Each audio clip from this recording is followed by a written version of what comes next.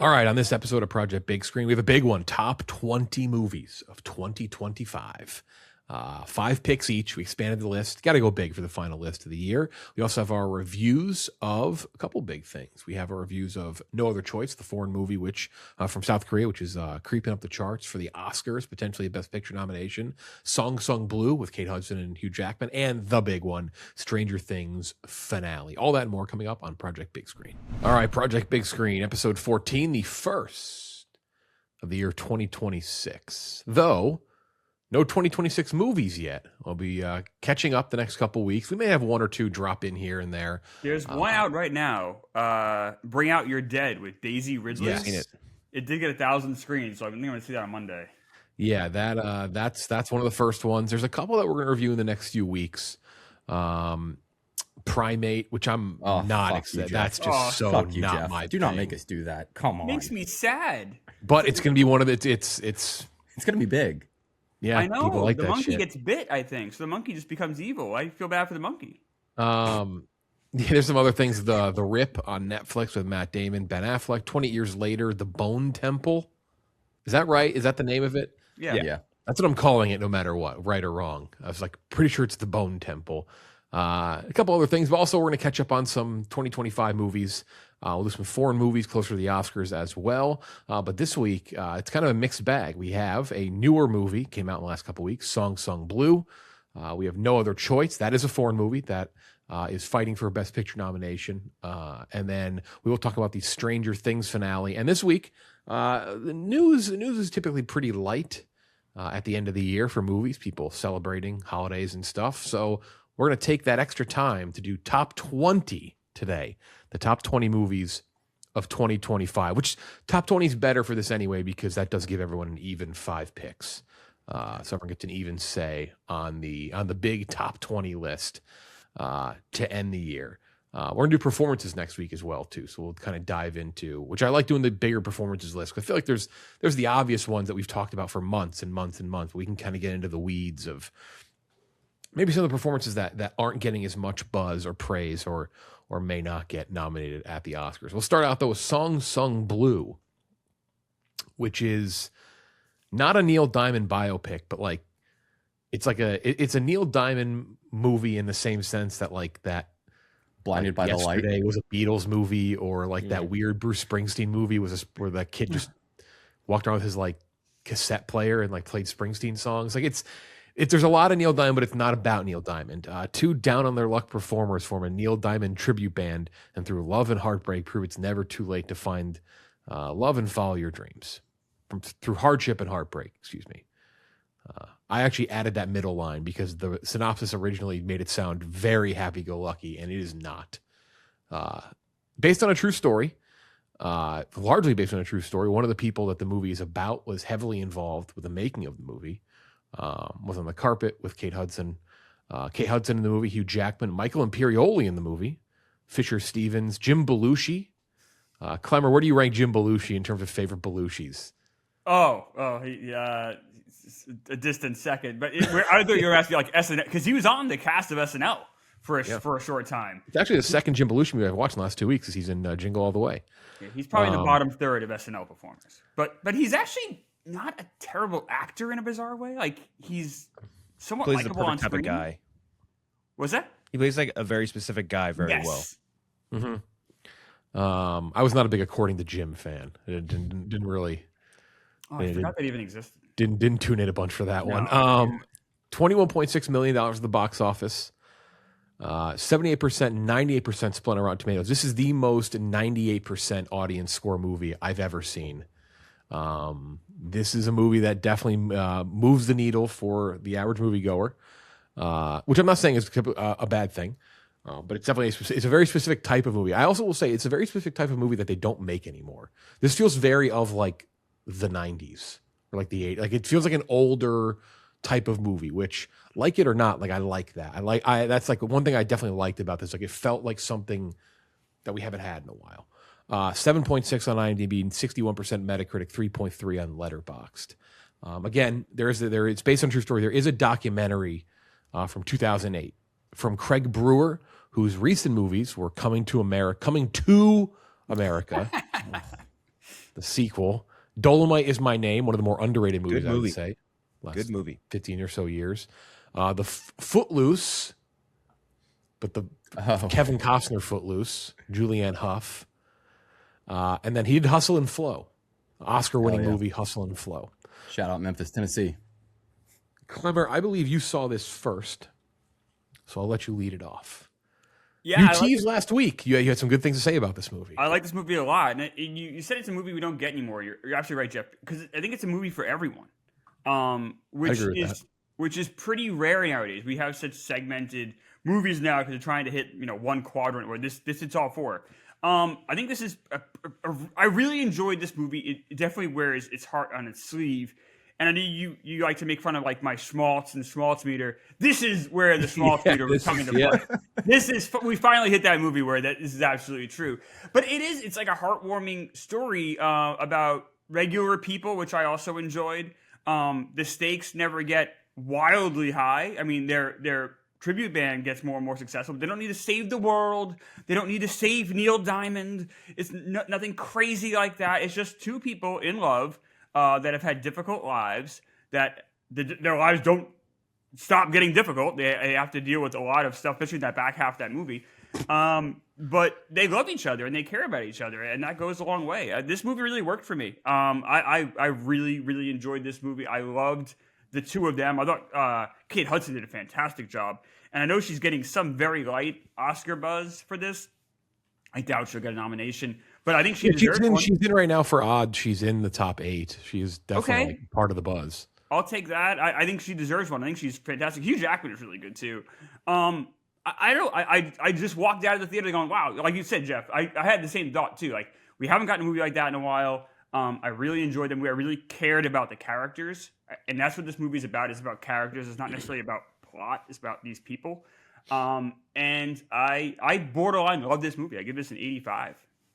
I would not say to watch the documentary beforehand. I would say don't. But I would also make sure you're aware that it's a true story. I watched a review the other day. I won't say who it is because I actually like the person. I want to like rip on them.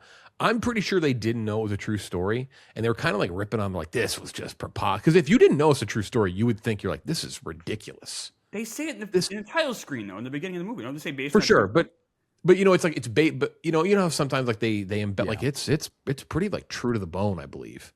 But some of the timing is different. Like it is more truncated. I believe the real story takes place over a decade. This is over like 3 years. But a lot of that stuff did happen, though. That's the big thing that happened. You're just like, what the fuck? Like, how does this what is that going on here? She actually gets hit by a third car, but they had to cut it like the Iron Claw. The Iron Claw kid, yeah. Yeah, which again, that's the one thing. If you've seen the trailer, like she gets hit by a car. The trailer annoys the hell out of me, and I think it annoys the trailer. I'll tell you what, we all agree on that. They give way too much away on trailers. The trailer is beat for beat. The trailer kind of sold me on it. Gooch, okay, 85 from Klemmer. Gooch, what did you give it? I gave it a 60, which not a bad score, and comparative to where I thought this would be, just that's about double. I thought this was going to be an absolute stinker, and it wasn't. Like Klemmer said, it is a very sincere movie, the type that we just do not get anymore, and I really appreciated that, especially around the holidays when you're trying to go to the movies with your family, with your friends, and have something, more enjoyable to watch. Now, is the back half of this movie enjoyable? No, and that's where my problems really lie. It is based on a true story, so obviously you cannot, rework the plot too much, but the landslide of just tragedy and tragedy after tragedy becomes a little much in that back 40 minutes. But outside of that, Hugh Jackman and Kate Hudson just show off why they are just two A-list stars and A-list actors. Hugh Jackman is fantastic. Like, I don't know why I ever had any doubt that he would come in and just dominate a role where he gets to be very charismatic, sing and dance. Like, that is just straight up his alley. And Kate Hudson, who I've always loved, but sometimes it's, for the most part, she always feels like Kate Hudson on screen. You just see her and you're just like, that's Kate Hudson. She actually felt like she was playing a real role here and really chewing on it. And she's got these prosthetics on, she's much larger than she usually is. I actually rewatched Glass Onion a few days ago and was like, holy shit, she looks way different. So she was great. I like Neil Diamond's music, which I think will affect whether or not you enjoy this movie. So this all came together and ended up being a much nicer time than I thought. But we got to talk about the back half here in a second. I don't want to spoil. I've already given a little bit away, but I feel like that's not giving it justice. We got to get into it. It is like, again, it's not a Neil Diamond biopic, but like if you want a Neil Diamond movie, like this is a great way it's to number do it. 2 to Saving Silverman, but it's up there. It's definitely a Neil Diamond movie if you want a Neil Diamond movie. Kenjac, what did you? Kenjac and I are kind of in the same camp where you could give me. I said this yesterday, you guys. We could review this in May, and I'm not sure I'd have like an established take on it yet. It's just I was like, what the fuck? What did you give it, Kenjac? I'm landing on like I think I said initially I was at like it was 60, probably closer to Gooch, and then I think about it more and I raise it a little bit more. I'm right around a 70. I think 70 is good for me for a song sung blue, because I think that there's parts of it that works really well. Like the core story, like Klemmer's saying, it's good. Two people find their peace in music and each other, and all the music is good. Like I'm not a Neil Diamond savant or fan, but I enjoyed it. To counterpoint, like I don't think it didn't hurt or help my enjoyment, I think, in either direction too much. And I enjoyed the performances for the most part. Jackman is interesting because like the charisma part is great, but like he's singing and I'm like, like I don't know a lot of Neil Diamond, but I don't think he sounds like that. So I listened to Neil Diamond on the way home and I realized he just did an operatic cover of every Neil Diamond song. So instead of getting like the like that rusty sound, he was just like he was like, Sweet Caroline. Like he's doing like that really operatic vibrato shit. And I'm like, it just doesn't really sound like him, but it doesn't really matter. And I think all the cast, like you guys are saying, they're all really good kid outs. And like you said, very like that's a real human being performance, which is rare.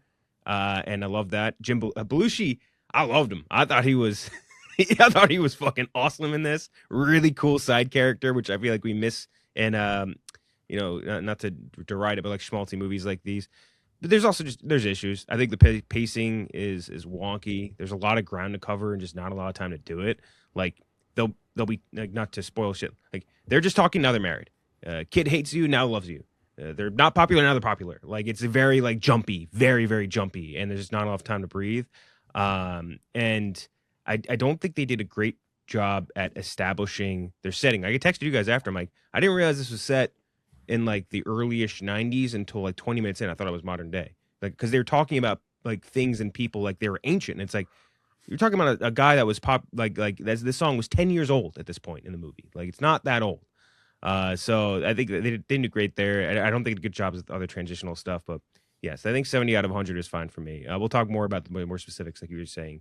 Gooch back half gets really wonky, and I do think there's some not casting issues, but like some issues with certain things that take you out of it a little bit.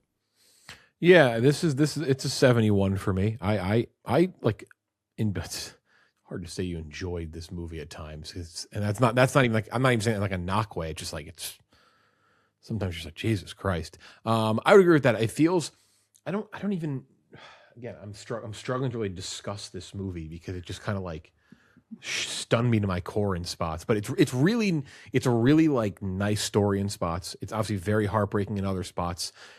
It's this weird thing where it's if this wasn't a true story, I'd say it was emotionally manipulative, but it is a true story, and I think they tie together how heartbreaking some of it is with how nice some of like the upswings are as well. And that made it palatable. And I guess I'm using the word enjoyable for the most part for me. But again, I do think, I don't know, it's just one of those weird things where I'm going to critique it, but then not tell you I have a solution for it. It almost feels like it's one too many uppercuts that it hits you emotionally, or it just kind of threw me off kilter a little bit, where like I do kind of wish maybe it would, again, they cover a lot of ground. Like Klemmer said, like it is definitely like changed a little bit in terms of like the timeline and how they tell it. Maybe it's like one or two less things that like kind of have that downswing in terms of emotion for me that would have helped it a little more, because it just doesn't always flow perfectly for me. And again, it kind of feels like it's a bit too much at the end, where I would have liked maybe more. And it ends on like a nice note. But that was kind of my thing is I think they had a lot to work with, and they didn't fit all the pieces together perfectly. But there's a lot to like here, and I am not shocked that Klemmer likes it more, but not even that like more people like it more than Klemmer like it. People love this. People like one of their favorites of the year. So I'm not really stunned by that at all, because I get it. I do get it. It's just not exactly my thing, like not my favorite type of movie. So the kind of the big spoiler stuff we'll get into. We're all kind of we're in that range between 60 and 80s. So kind of like in that middle where I think I recommend it for sure. Really well made movie. I think Kate Hudson's really good. I didn't love Hugh Jackman, but there's a lot of performances like this I don't love Hugh Jackman in. Some of the other supporting stuff was fine. The big spoiler is as she gets hit by a car. That's the big moment in like this movie. really fucking hit by like it's crazy. Did you guys laugh at that scene? Again, if you didn't know it was a true story, you'd be like, "Well, that's ridiculous."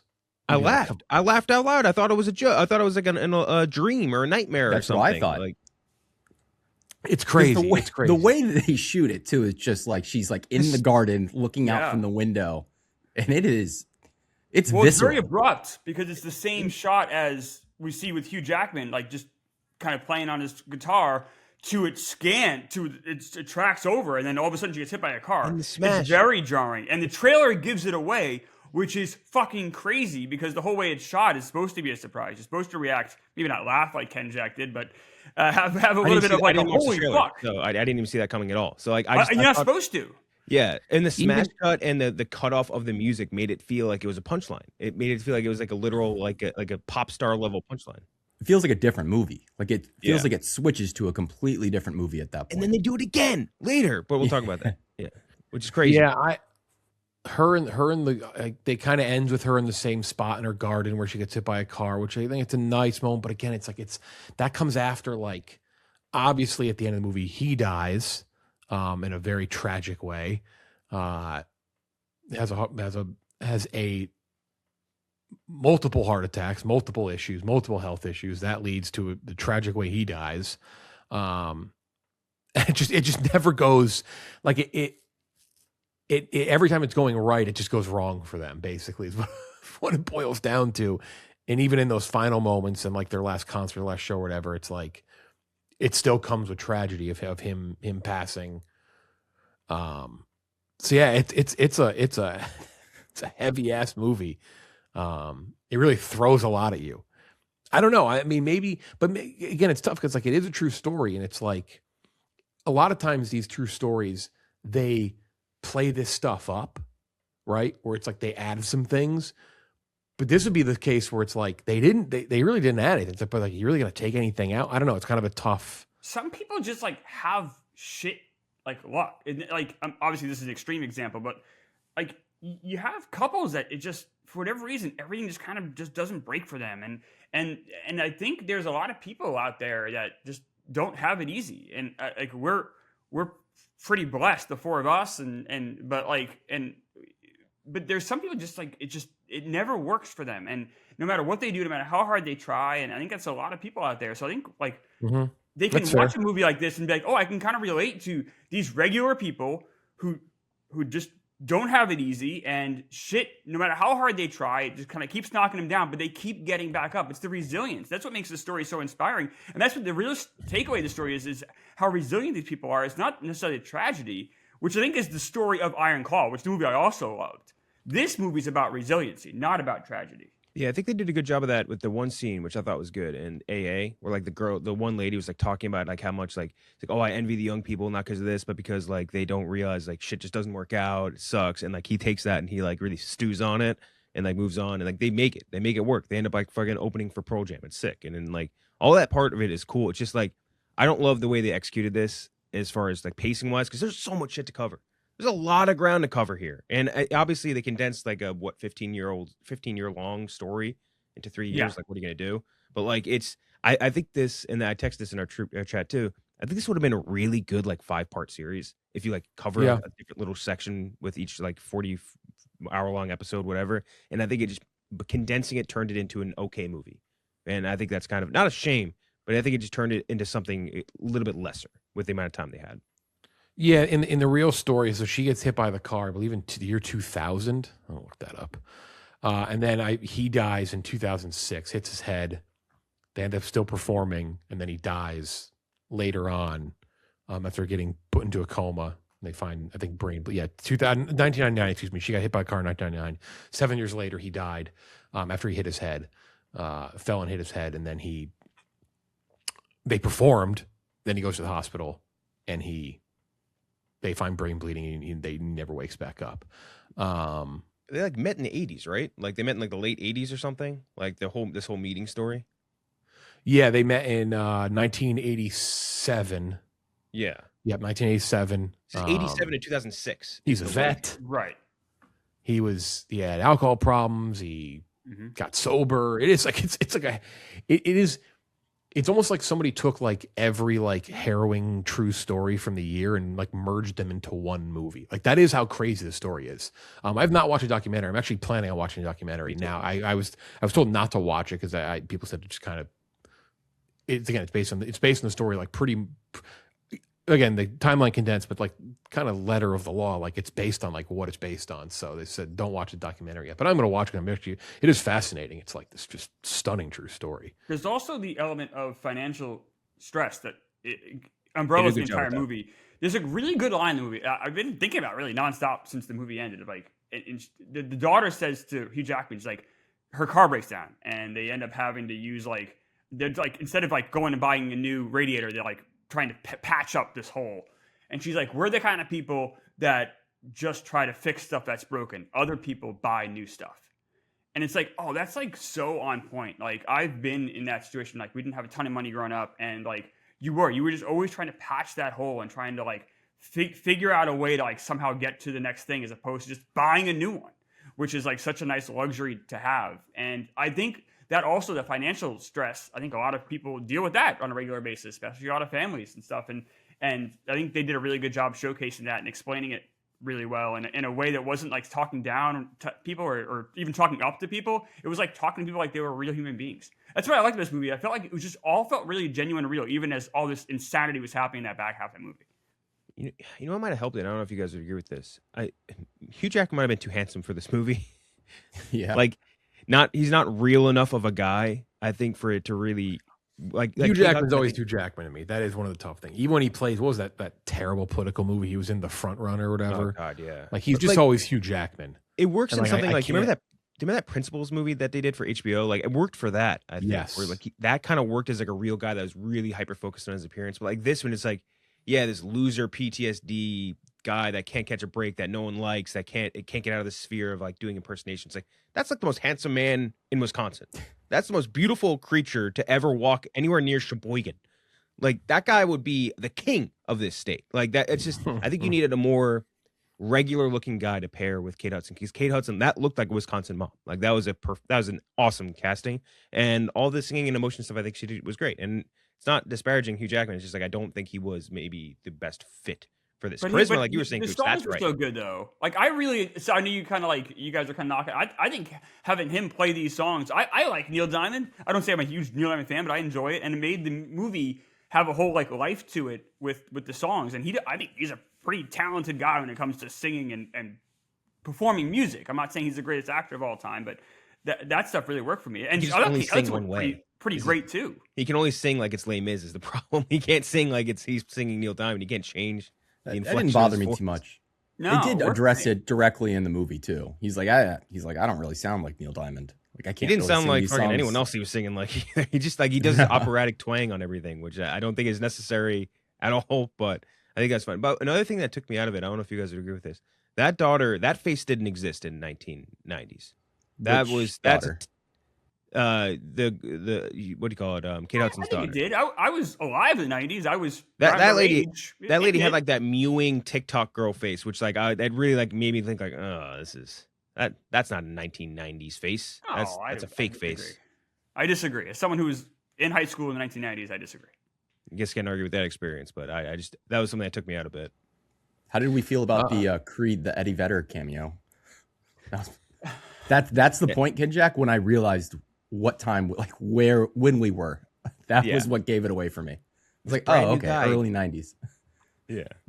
Klemmer, I don't know, you probably the biggest Pearl Jam fan here. I love Pearl Jam. I was excited that they were, on some level involved in or whatever, had a small role in this movie. The Eddie Vedder actor, that took me out of it. I'm not gonna, not my favorite part of the movie. But like, what do you do with that though? Like, it's tough. I thought it was a nice moment. So yeah, kind of middle of the road average for us. Kind of right where Kenjac and I I have a are. top 20 of the year, Jeff. I know. 85 from Klemmer, 60 from Gooch, low 70s from me and Kenjac. Still very worth the watch, like you said. Yeah, Like I would he say recommended. definitely. I'd recommend it because I do know Yeah. a lot of people listening will thoroughly enjoy that movie. Next up, a very different movie, not based on a true story. No Other Choice from Park Chan-wook, who directed Decision to Leave, The Handmaiden, and a while ago Old Boy, which is, I mean, all three of those are fucking incredible, so I don't want to single one of them out. 2 hours and 19 minutes long. Abruptly laid off after 25 years at the same company, a desperate man goes to extreme lengths to eliminate the competition for the job he wants. Based on a American novel, 1997 horror thriller The Axe by Donald E. Westlake. Cast, the one person I think most people would recognize is the lead, Lee Byung-hung, who you may recognize him from this, but I'll say the G.I. Joe movies, among True. a couple things. He plays Storm Magnificent Shadow in the Seven. G.I. Joe movies, but he's in a lot of American movies, so it might be a name. He's in Magnificent Seven remake. K-pop. He was in Demon Hunters. Yep, K-pop Demon Hunters, so it might be a name that some people recognize, but really solid cast all around. $21.1 million worldwide at the box office. It's recently hit the United States. We'll see if it maybe gets a little bump from potential Oscar buzz. I guess I didn't say up top, but it is a Korean movie, South Korean movie.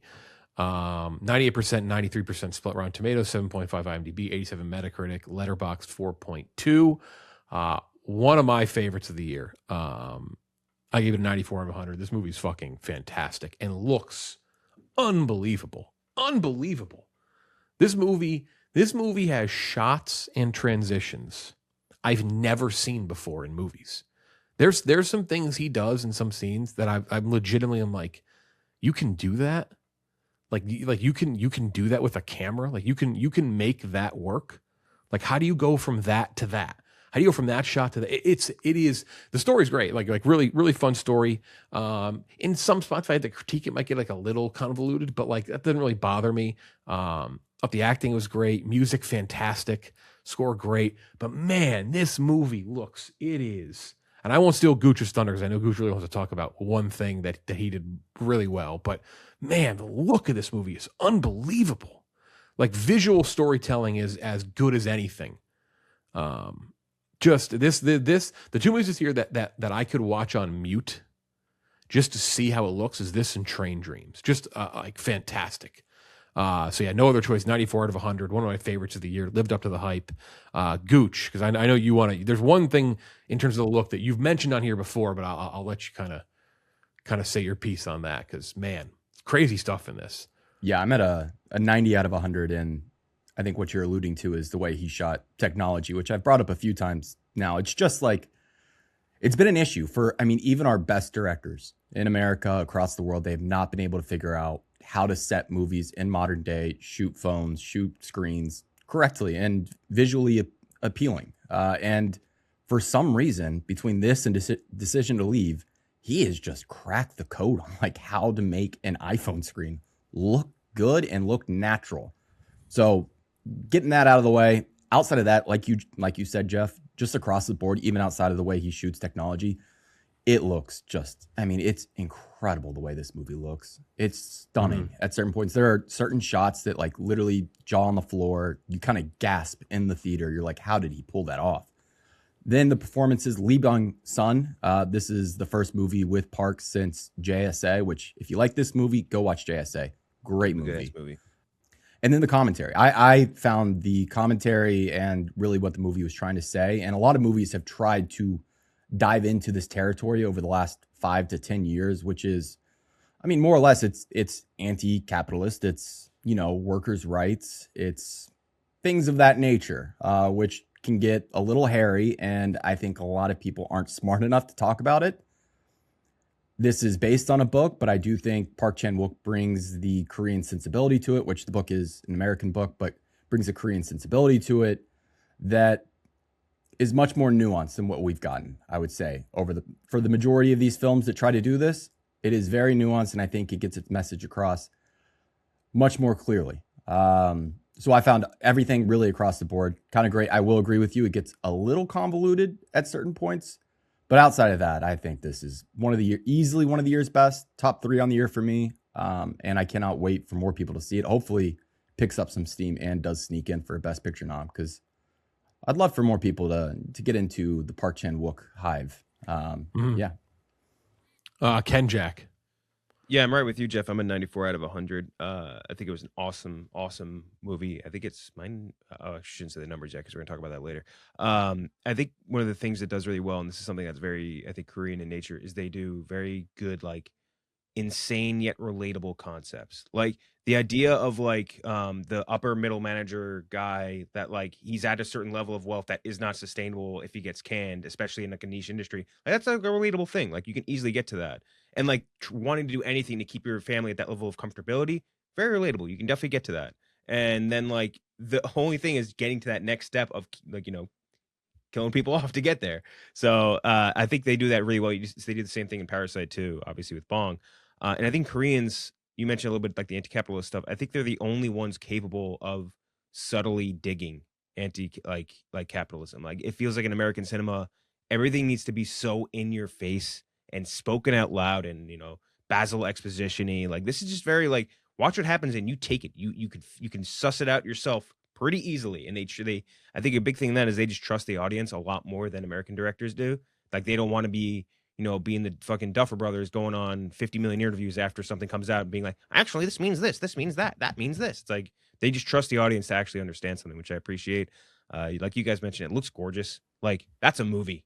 That is a movie. And I really loved and appreciated that. And it makes me think like, it like thinking like of something like, Marvel Studios or Disney just being like, you're allowed to do that on a low budget. You're allowed to do like a transition like that. You're allowed to shoot something with natural light like that. And I think I love that. And I think this is probably, I can't think of a better one, the best ensemble cast performance. Like every single cast member has like a pretty radically different role and they all are like 100 out of 100. Like they are all so good. The score was also great. I loved using that Mozart song, which I remember from Death of Stalin. Love that as well. And I just think it was perfectly paced and has a poetic ending. And I love that. I loved the ending. It was just, you couldn't have ended any other way. And I really appreciated this movie. And it made me think like, why can't we have American directors and movies that trust their audiences and are able to put out a like a real product like that? You know what I mean? Like everything's got to be like we obviously do have a few that do that up in the top echelon of our movies this year, but like I wish we could have more that could just figure this out. Klemmer, what'd you give it? I'm gonna step back from you guys. I give this 82 out of 100. I think this is a really good movie, and a lot of this just goes back to taste because everything you guys said, I pretty much agree with. This movie looks fantastic, like you said, Jeff. Some of these transitions, some of these shots are just incredible. Stuff you haven't seen in movies before. The cast does a good job. I enjoy this movie quite a bit, and I can understand why you guys love it. So I'm not really here to knock anything that you guys said at all. The third act does get just kind of loses its way, I think, a little bit. And unfortunately, like you said, it has these. I didn't even say it's like anti-capitalism. That's almost like too strong of a word. It's almost just like the unfairness of like needing employment and like the stuff like this guy has a nice life and he gets laid off and then he's of a certain age where like he's not really like someone you might want to hire anymore, and then he also he can't go and take an entry level job because he can't pay his bills. Like you do reach a level in life when you have a family that the job becomes, if you lose your job you're so fucked because you can't find a job equatable, especially in the paper industry. I like that it was that like who uses paper anymore, and that became kind of a theme within the movie. This is a really well-crafted movie. This is a really good movie. Definitely recommend people seeing it. But something about this director and me don't always jive. Like, I liked Oldboy. I just didn't love it. Like, it's just a personal taste thing, and it's not something I can even explain or that I think I can even justify even. It's just my opinion. This didn't reach the heights of, like, the greatest movies of the year. Having said that, it makes total sense if you like what Gooch, Kenjac, and Jeff said. Go see. I think you should go see it anyway. It's definitely worth watching. It's definitely an interesting movie. Don't let the subtitles get in your way. You don't even notice them after the first couple minutes. And this movie is so visually beautiful that you really don't notice them at all. And the acting is fantastic. It's just for me that third act loses its way. And there's just a weird cold distance with me and this director that I can never completely emotionally buy in. But that's a personal thing. He's your Boz to me. That's what Boz Lerman is to me. I can't stomach reading his name, let alone watching no, his but movies. I enjoyed this movie. Like this like it said you guys all have it as great. I have it as very good. So like it's a notch below. So no, this is not that at all. Like with Boz Lerman, this is a thing where it's just like I just can't 100% buy in. I don't know why. It's a me thing. We know how you feel about foreign filmmakers. It's all right. That's not true. No, because with Parasite, I did. Parasite's one of my 100 favorite movies of all time. Wait, when you say you didn't like Old Boy, did you watch the Spike Lee one potentially? No. I actually watched this. I watched it. I'm old enough to have watched it when it came out.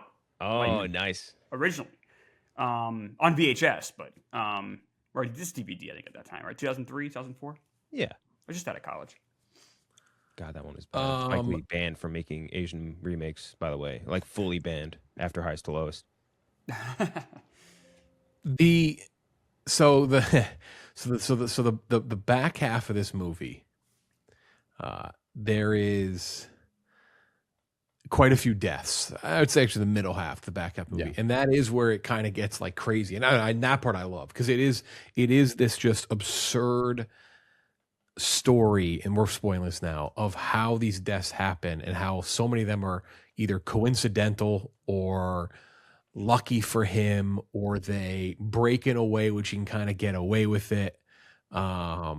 He does get away with it at the end through a lot of kind of luck. Things go wrong, but then things go right. Like I was convinced for some of this that it would all go wrong for his character and he would get found out, but I kind of like that. It subverted my expectation in that sense where it's like, oh, like this is all just going his way. Like nothing's going his way yet. All of it's going his way. It's this really fun mix. And at times this movie's like funny too. It's like absurd. Yeah. There's an absurdity to this, which really plays into it. And that's what really worked for the story for me. Cause you're like, what the fuck? You don't know which way is up at some points in this movie with this character, because the things you think should go right, go wrong. And then the things that you think should go wrong, go like brilliantly right for him. I think the best scene in the movie is probably the first person to die when he's in the house. And he's going after the first person he needs to take out, because the whole conceit is he's trying to take out people who stand in his way to get this job and get rid of them. And the first one with like the wife wrestling over, the music is really like it's an insane scene, and one of the best of the year. It feels very much like what we watched last week with Marty Supreme. It's just this over the top sensory overload, but done so perfectly, and it balances out kind of everything: the yelling, the chaos of the moment, the music, and that is just one of my favorite scenes of the year. Yeah, it's like Gooch. It's awesome. I like you want to like laugh at some of it, but it's just crazy. It's just craziness. That guy was old good, by man, the way. That he was actor so was good. awesome. The guy, he looked like a little toad, and he's sitting there screaming, thinks that it's his wife's disgusting. lover. He's a disgusting man. Oh my God, he's just sitting there drinking soju and farting all over himself all day. Oh, and yeah, no, it reminded me of the Alfred Molina Boogie Nights scene quite a bit too. Just the like music being so loud. Yeah, just so loud and so funny, but also like sad at the same time. And a lot of that Scary. they said that a lot of it was like ad-libbed. Basically, it started as a very small scene, and then they just kept elevating it, making it more and more absurd. Yeah, there's a Looney Tunes quality to this performance and this movie. That character, like you said, Jeff, like he just kind of backs his way into he lucks into so much of it. Like he's just getting lucky at every single point, and he has these like reactions to the absurdity that make it even funnier. Like the faces he makes crack me up. And this is this is a very funny movie. Like very funny. Maybe his funniest yet. Yeah. The wife was also very funny. Like Very good. Like she was on his team. She was ready to like take that bra off, let those puppies out, and get back on track. There's a lot of just gross pigs in this movie. Just a lot of just shitty people. Another shot that I loved, another scene that I love, is when his first job interview with the glare of the sun going through the window. Yes. Where you can't even see who he's interviewing. Just this blinding, just miserable moment for him as he's trying to like put on his best face. Yeah, it's just and I want to stress too what Gooch was talking about with the technology too. It's not even just the fact that like, oh, they shot there's a couple shots of a phone or an iPad. No, it's like it's very much a almost a character. It's not such a cliche thing when you want to sound like a film there, but it is almost like a character in the story, the technology and like how much they show it. And it is just you're just again, it's like when if you watch it, you didn't think about it, watch it again and think about it because I'm telling you, you're gonna tell yourself like, wait, like I've never seen anyone like successfully shoot phone screens and tablet screens so well. Like every time he takes a FaceTime and he's just in the most absurd situation, like he's getting like the venom sucked out of his leg by the woman. He's got the guy like buried neck deep, and it just looks great. And it's funny. See, one of my snake thing is an example of like it's to me that is like a too much, where it's like that happens like it just honestly it takes me out of the movie. It's just like all right, like the wife of the guy he's trying to kill is taking out his venom of a snake bite that really probably didn't need to happen. No, that's fair. I told you, like if I had one critique, I think it's a little overbaked at times, but it doesn't really like ruin it for me. But if I were to throw a critique at it, because it is below, for me, if I give something a 95 or above, it's like I kind of don't have really any complaints, but it's why it's like a tick below. It's a little convoluted, a little overbaked, but again, nothing to really ruin it. One laugh that I got that really made me laugh was the son. When they're talking about canceling Netflix and he gets up from the table and he just goes and he's like, oh, I gotta just fucking stream away, man. You're getting rid of my Netflix. I gotta stream the rest of I may as well stream one more time. And that really got me. And then you hear the Tadam in the background? Yes. That was great. Netflix noise. Yeah. I like to think, because it did set up a good joke when like she's like, you got to keep your leg elevated. You got to keep it elevated. And when he gets home, he reads it. And it's like, whatever you do not keep your leg elevated. And he's like, shit. He goes back the next day Don't with suck out the venom. Yeah. He's got the waders on the next day when he goes back, and he's like scared of every single stick he sees on the ground. Yeah, dude, he was good. It was such like a perfect just like comedy, black comedy. I guess it was just or dark comedy is so good, man. I loved it. Holy crap! Hearing the Netflix Tadam means it's technically a Frank Underwood cameo. Just needed to note that. That's what he's watching. That sound is. By the way, if not to go on a Kevin Spacey little monologue here, but he did not give us a Christmas Eve video this year, but he did give us a real snazzy dance. So go look that up on Twitter if you want to see Kevin Spacey jiving around on a stage. So no other choice. Definitely check it out. It's in theaters a little more now in the United States. I don't think you can stream it yet. And I assume it'll be in a few more theaters before the Oscars. It will at least have an international feature nomination and potentially a Best Picture nomination. It's kind of in that there's just this mess of movies right now that we're not going to see much separation for at least a few weeks. So no other choice. Go check it out. We all varying degrees of liked it to loved it. NFL playoffs, folks, right around the corner. I wish my team was in it this year, but guess what? You know who's in it? Draftkings Sportsbook. That's right. An official sports betting partner of the NFL. Makes every moment feel bigger. Running back cuts for the line, strip sack, flips the field, tight end hauls in, big touchdown grab. Will be a talk for years, and even more so the talk when you can be in DraftKings with live betting options. You can stay right there during the moment, all the big shifts of every game during the postseason. Plus, DraftKings has your back with early exit protection as well. If a guy gets injured early, I'll tell you what, DraftKings, sometimes that guy goes down late in the first half, and it'll give you that early exit protection. The player in your eligible NFL prop bet goes down at any point in the first half. You still get paid in cash. That's fantastic. New customers bet just $5. If that bet wins, you get $300 in bonus bets. DraftKings Sportsbook, every drive, every play, every moment. Download the DraftKings Sportsbook app now and use code BIGSCREEN. That's code BIG SCREEN, SCREEN, to turn $5 into $300 in bonus bets if your bet wins. In partnership with DraftKings, the crown is yours. All right. Those are our first two reviews, our movies. Let's move on to our next segment, which is going to be TV, but also technically was released in theaters this past week in a very strange format, by the way. That is not a pun intended. But Stranger Things, the big finale. Stranger Things is over. Netflix big premiere tentpole show has come to a close with a 2 hour and 8 minute long finale. Which do you remember that viral tweet that went out over the summer about how long these episodes would be? And it was like the finale's 4 hours and 53 minutes, and it's not what it ended up being. 2 hours and 8 minutes. The Duffer Brothers directed the finale. $25 million it made in theaters. Now, that comes with a caveat. It's not wasn't traditional ticket sales. So we actually bought a ticket to see it. I didn't even want to see it. I was feeling a little sick. Didn't feel like infecting the entire theater. I was like, all right, I'll stay home and watch it. I'll be fair on New Year's Eve. They didn't want to be an asshole. Though I did. I will say the movie, Song Sung Blue. There's a guy behind me. He was hacking up along the whole movie. I was like, hey, you know what? He's a Neil Diamond guy. He's committed. But when we bought the ticket, it said free ticket, $20 food voucher. Or whatever it was. It was something around that price. So it's like it technically wasn't a movie ticket sale. And the theaters kept all the money, I think, is how that worked. But it was, cool. It wasn't a ticket sale. It was because it wasn't, I don't know, there's some approval process or something where it wasn't technically released for purchase through theaters. It was like you see the movie, you purchase a food voucher. But anyways, made $25 million. That's all going to exhibitors. That's awesome. Yeah. So the theater that I would have gone to, we looked at it. I think it had like 20-ish showings on New Year's Eve. Every single one was sold out. It was impossible to get tickets. 79% on Rotten Tomatoes, which is, I feel like, fucking perfect for the final episode.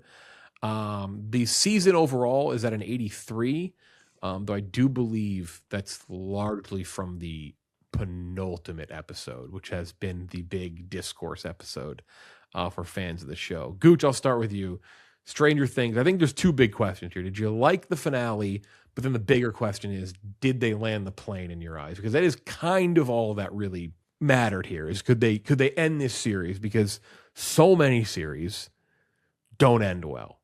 Did they end it well in your eyes? That's a complicated question because I do think they hit their marks. Like they wrapped the storylines up in a way that made sense to me for each character and with the things that they were trying to say with every single storyline. And I really loved the final shot, which can we get into that? I guess the Dungeons and Dragons, which I won't spoil it, but there's a nice scene at the very end with kind of passing it down through generations, which I really liked. But boy, oh boy, this is just 2 hours and 8 minutes. Feels like 3-4 hours long. The epilogue is too long. How we get to this final ending just did not work for me. I did not enjoy this. I did not like this. This season was I don't want to say my hopes were through the roof, but this does feel like a massive, massive step back from the positive direction that they were heading with season 4. I try not to think too much about budget too when we watch these things, but where's the money going? They paid the Prince estate $500 million. There's a monster that looks great, and that's about it. Everything else, I think, looks really, really bad in this episode, like really bad. And I saw it at home. I can't imagine what it looked like on the big screen. It is this weird thing where they kind of gone like if you trace all the way back to the original first season, and it was such a low budget, it looked great, but it was because obviously the stakes were lower, and it was very simple, and the amount of because like the Demogorgons always kind of looked, though I believe early on it was a suit. It was very minimal how much you saw of that. Where this one, like you are living not in the real world for much of it, and it didn't ruin it for me, but it definitely stuck out in parts for sure. I enjoyed the final episode. I think the season was a huge step back from the last one, which was fucking excellent. I think the Duffer Brothers are very good at world building, but that doesn't mean you could just make a billion new things and that means it's good. Like if you were to pluck apart every little new thing they like, it's like they're very good at it. They're very good at new character figure world building, but at some point you got to stop. Like at some point, I'm actually a little surprised that nobody was like, hey, like you've got enough stuff. Like you've got enough story here. Like you don't need 900 new characters. And there's a bunch of critiques of this final season that I actually find like pretty ridiculous. Nothing that any of us are saying here, but like way too much like diving deep into characters and things that like didn't matter. And like, I'm glad they didn't focus on, but there are also a couple things where I'm like, hey, this one character's significant other you don't hear about ever again. But she was in this episode, and they came out and they said like, "Oh, we'll leave that one up to interpretation." Now, there's one thing they do in this which they leave up to interpretation. I think is great. I think they nailed it. I think it's the only way to do it. I think they did a great job with it. But I'm like, I don't know if Vicky and where Vicky is really something that should be left to, like, too much. I'm not sure it should be left to interpretation. That should probably have a closed loop, or just shouldn't have been involved at all in the season. But overall, I actually enjoy this episode. It's not perfect by any means, but I think it was a good final battle. I think they hit their emotional beats really well. They knew what they needed to do. They overstuffed this season, but I think somehow, and I said last week, I said, when they ended the penultimate episode, despite the fact that I thought those previous three were a mess, they did bring everything together, and you saw what they were going to go do in the last one. And I was like, you know what? I didn't like these, but I think they're going to land the plane because I think they've ended them. They've put themselves in a position to end it in the way that most people not just want, because you shouldn't always just please the fans, but like for the most part, it wraps the storylines that people care about and that they've set up. So I enjoyed it. The epilogue was probably a little long at the end, but I also like that's how they ended it too. Like it didn't just end with them like going up against Vecna and then like had like a 5-minute kind of, like they gave a good swan song to characters, the ones that you care about. And I think the way they tied the main overall storyline involving 11, who's the main character, was actually really well done. Especially when we talked about this in our group chat, and Klemmer asked if they were involved in the House of the Dragon, but fucking DB Cooper and Benioff and whatever the Game of Thrones guys, it is amazing that their legacy will always be a shit finale. Like that, Game of Thrones is mostly great, but they're always be known for that one thing, because that was Game of Thrones was like you saw the word Game of Thrones all weekend long after this thing came out. But I do think they wrapped it well. So I was pleased with it. Do I wish they would have taken a bigger swing and like landed some crazy thing? Yes, but at the same time, I'm like at peace with it. I think it ended nice, and I'll remember this more than I'll remember those previous three, which are just kind of whatever. But definitely an overstuffed season. They fucking love the world build, man. Jesus Christ, they love to write characters. Those are, yeah. Klemmer, you have not seen Stranger Things in season 3. Correct. Here we go. Yeah. So what did you think? Much different viewpoint. Kenjac to me the same thing, by the way. Though Kenjac I think saw more stuff from season 4. I went back and then watched it too after watching Stranger Things, which is probably a dumb way to do it, but yeah, for me, it made me happy. I tapped out when I did. The stuff I enjoyed that third act a lot. The epilogue wasn't too long for me. I really liked it because I like these characters. That's kind of what threw me into the series to begin with. I like season 1. I think it's pretty good. I think season 2 is not that great, but okay-ish, and 3 is just eh. But like, it's also the when you start getting into the upside down world, and you start getting, and especially as like horribly ugly as it looked, like this was. You said you liked the final battle, Jeff. I think that's crazy. I think this was one of the worst things I've seen in a while from like a big budget. Like it made Marvel look like the most like unbelievable CGI you'll ever see. It looked bad. It sounded bad. It was gross. It was dreadful. It was like Gooch said, it was like took forever and you got to get there. It was just horrible. That first 2 acts, I'm like, we're walking a long time on that planet. This is bad. This is like bad. I'm like, this is not. I'm not only am I enjoying this. This is like atrocious entertainment. But then when it goes back to the real world and you're with those characters, like, oh, I kind of like these people. I kind of get it. Like, I don't know. Like, but I'm glad I tapped out because I know the series did go more into the upside down. Like, I don't care. And it just looks so gross. And the Vecna is just like, he looks like a monster from like a bad 80s horror movie. It looks ridiculous. Wasn't scary. It was just stupid. I like Vecna. I do like Vecna. I like Vecna more last season, but I do like Vecna. We have little Natalia Dyer running around with a Rambo. Automatic weapon. Like, what are we doing? Like, this is just stupid. Like, and okay, I mean, I know people like it, and that's great, and I'm happy they like it. I'm happy it's an original thing. I'm happy it made money for everybody. Happy it made money for exhibitors, and I do like these characters. And but for me, when you start going into that other world, then I'm out. That's okay. It's just not for me. But I do like the characters, and I think it wrapped up pretty well with that third act. Yeah, I do wonder if future shows take a little bit of a nod from how they wrapped it up. Again, you should not please fans as your main reason to do something. But there is a little bit of that after an X amount of seasons where like there is a little bit of payment that I do think you got to pay. You got to give to the people who like the show. At least acknowledge like the widespread interest. And I do wonder, because like you bring up Game of Thrones, you bring up Lost. Like I do wonder if like this kind of winding down and kind of hitting your marks in like a, not like a methodical way, but like this very like kind of they hit their moments. They didn't try to jam it all in at the end. I do wonder if more shows will take that kind of, at least these big epic, quote unquote epic shows will take that route. Did that dialogue bother you? Bad. Like, it's so bad. Bad. It's so bad. Like, oh, what are we waiting for? It's time to save the world. There's a lot of that. What, There is what a are lot we of that. doing? Yeah. But also, but I said this last week too. I just don't, and I'm definitely not the consensus on this, because some people view this show in the same way that we would view, I don't know, the fucking Sopranos. I don't view it that way. Like it's a fun, stupid fantasy show. Some people want this show to be like a prestige, like up there with the greatest, and that I don't view it that way. It's like it's a dumb, fun fantasy monster show, which I enjoy. So that doesn't like ruin it for me. But you're not wrong. I don't think It's you're just wrong. so- I get it's- what you're saying. it's Such a big okay, like that third act.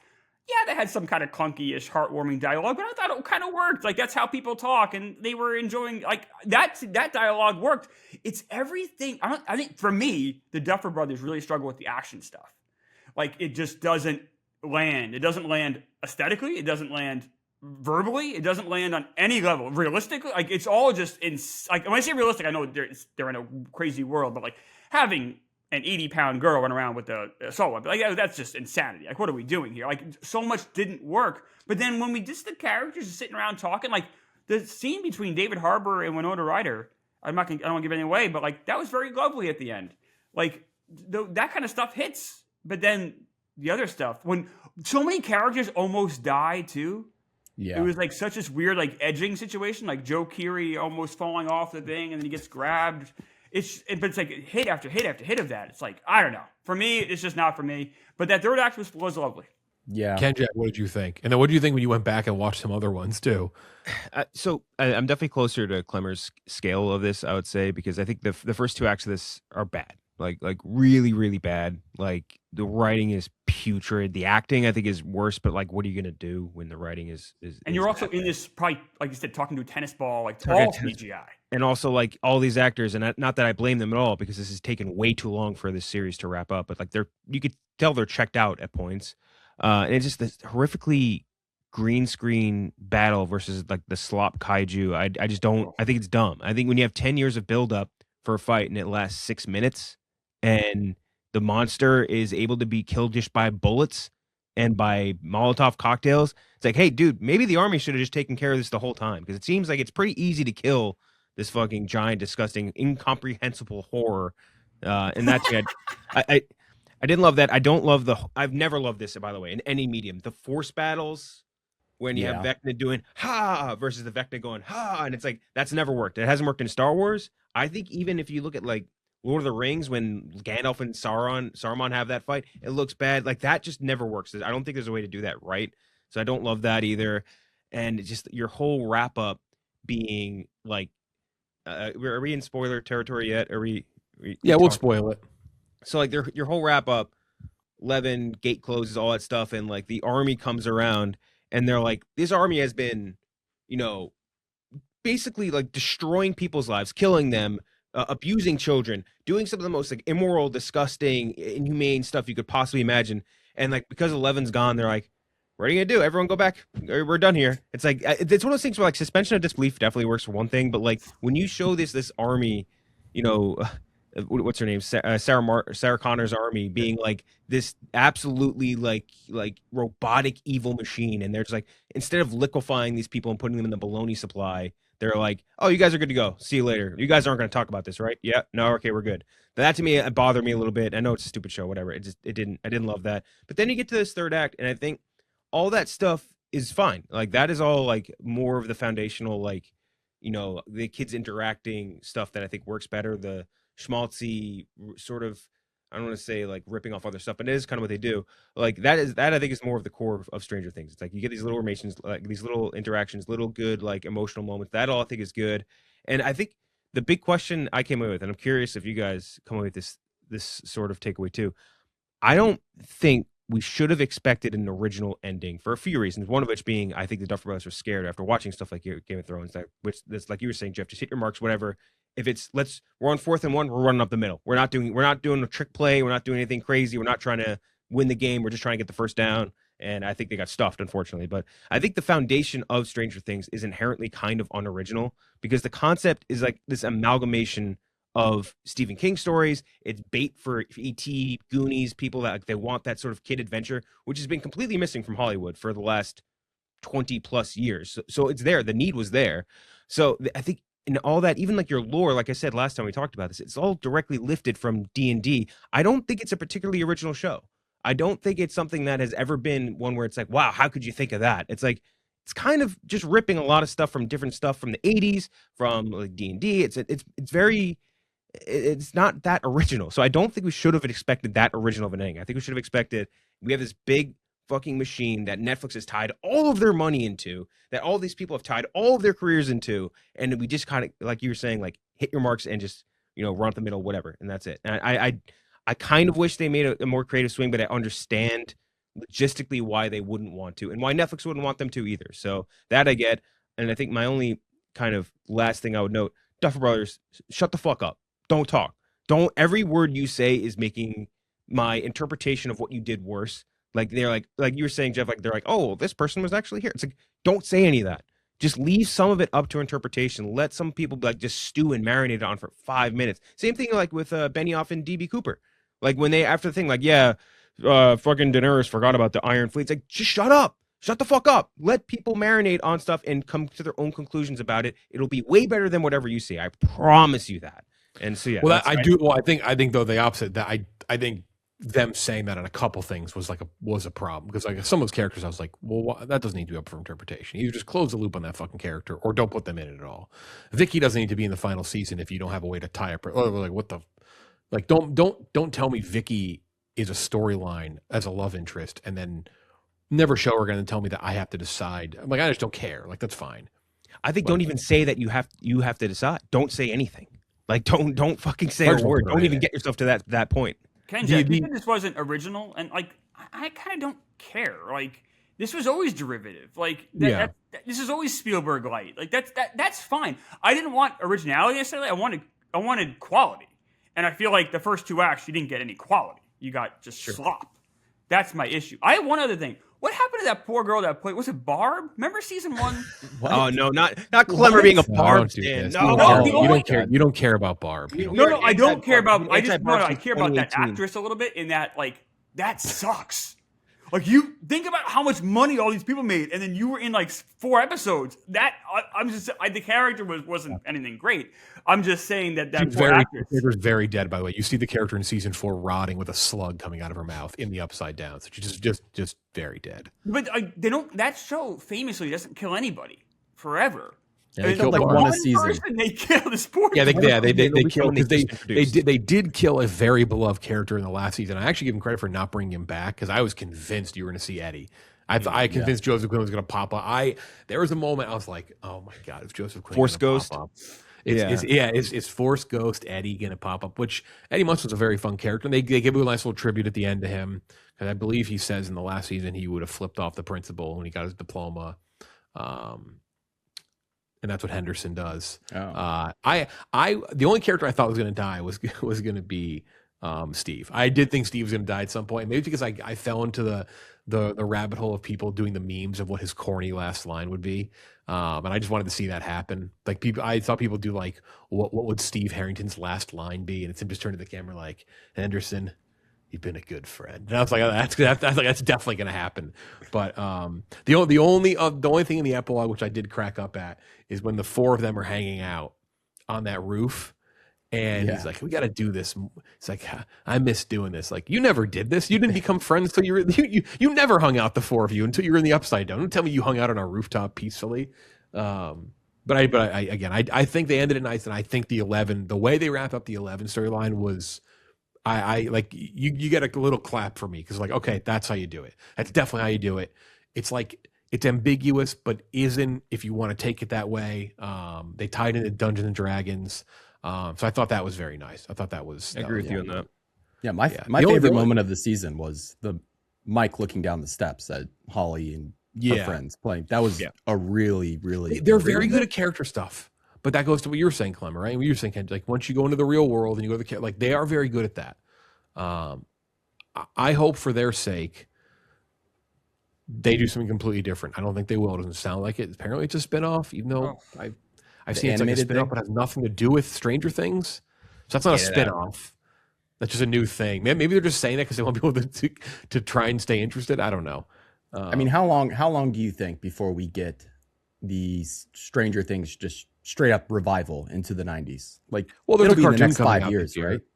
There's I'm a talking cartoon. like a real like live action, not real. Sorry, I don't mean. Yeah, I don't know. I really don't know. The kind of the funny thing is that they're all so old now. They can just do like their kids. in like 10 years, it could be them with their kids. So it's like I don't know.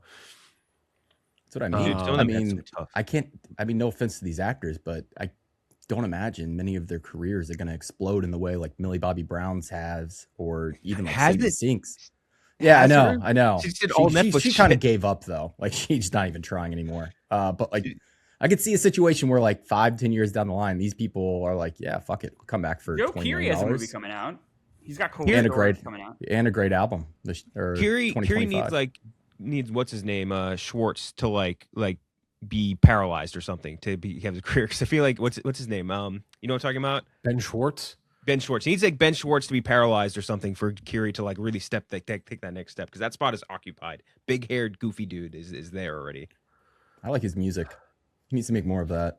He's a good musician. He's got that one song that everyone finds out is actually him, and people are stunned by it. Anyway, they you know what though they landed the plane. Congrats to them. Not many people can do that not many people can make a finale that most people enjoy. So, bravo. The problem was they lost the wing on the flight, so they landed a they plane, did, but the plane had some damage. Yeah. I also they're very big haters of the Lost style finale. So I know some people theorize like, oh, could this all have been just a game of Dungeons and Dragons? And they've been very adamant. They're like, we hate that shit. They're like, they basically were like, we're giving you a real ending. Like we're not gonna like this what you've been watching is real. So I'm glad they did do that. That is Stranger Things. So we're gonna skip some trailer box office news stuff, but anything people have watched in the last week they want to give a shout out to? Fallout, I think. A couple of missteps in this last one, I would say, specifically with the cameo casting that I don't want to give away or anything like that. But other than that, still doing pretty good. I watched like the Kumail storyline. I enjoyed. That was smart. I think that was a smart wrap up. And then I watched the P Diddy trial thing on Netflix.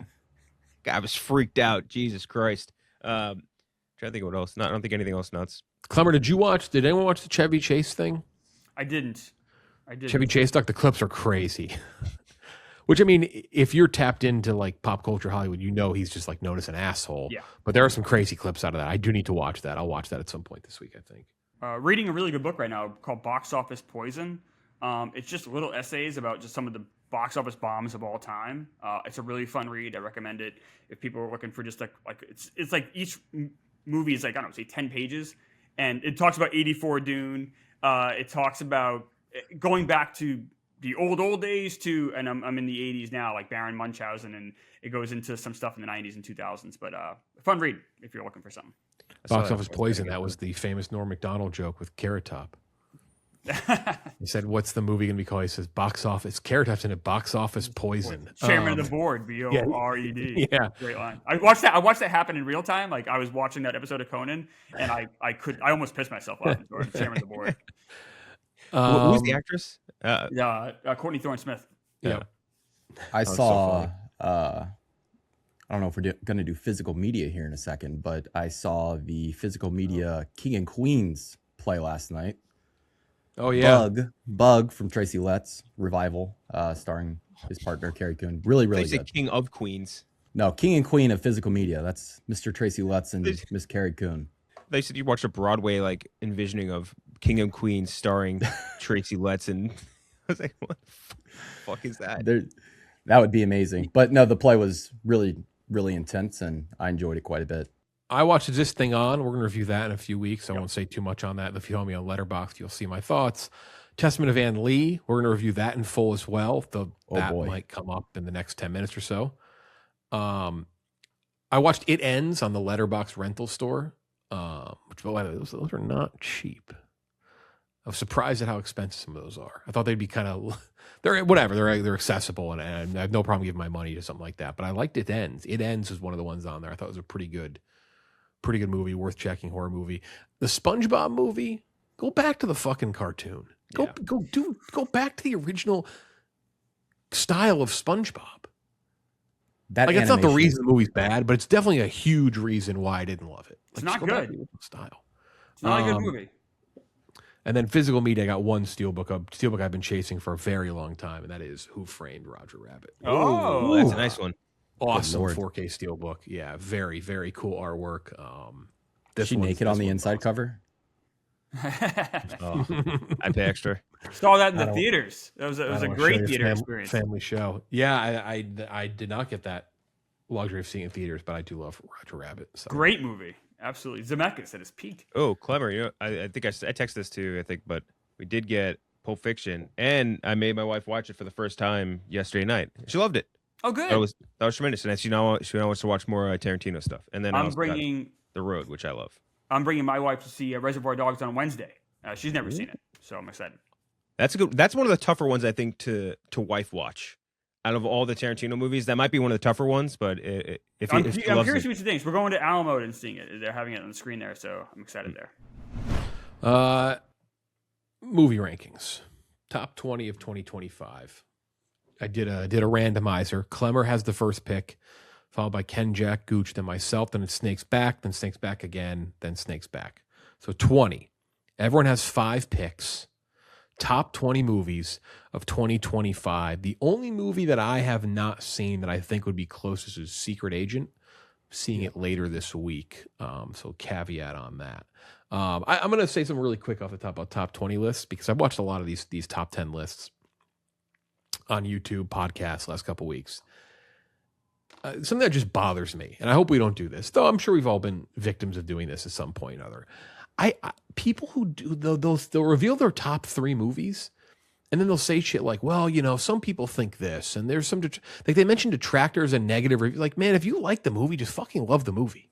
If that's your number 2 pick of the year, just tell me why you love the movie. I don't want to hear why some people don't care for weapons or care for sinners. Like, just say you like the fucking movie. I've noticed that a lot this year. It's very strange to me. It's so don't cater to the people you think don't like the movie you love. You love the movie, love the movie.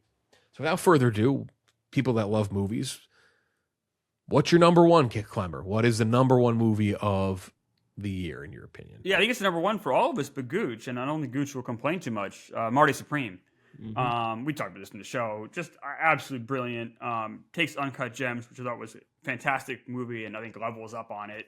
You get Timothée Chalamet, which is for me one of the 2 best performances of the year. I think Jesse Plemons deserves some credit too. I know he's not going to get the Academy Award. Whatever. Chalamet's awesome. The whole cast is incredible. Kenjac, you said like No Other Choice had some of the best casting, and it had great casting. I think Marty Supreme was even better. And it just moves so fast. I know, and I'll do exactly what Jeff said. Don't do the detractors. I know there are some issues with maybe the dog scene just going a little long. You know what? I don't care.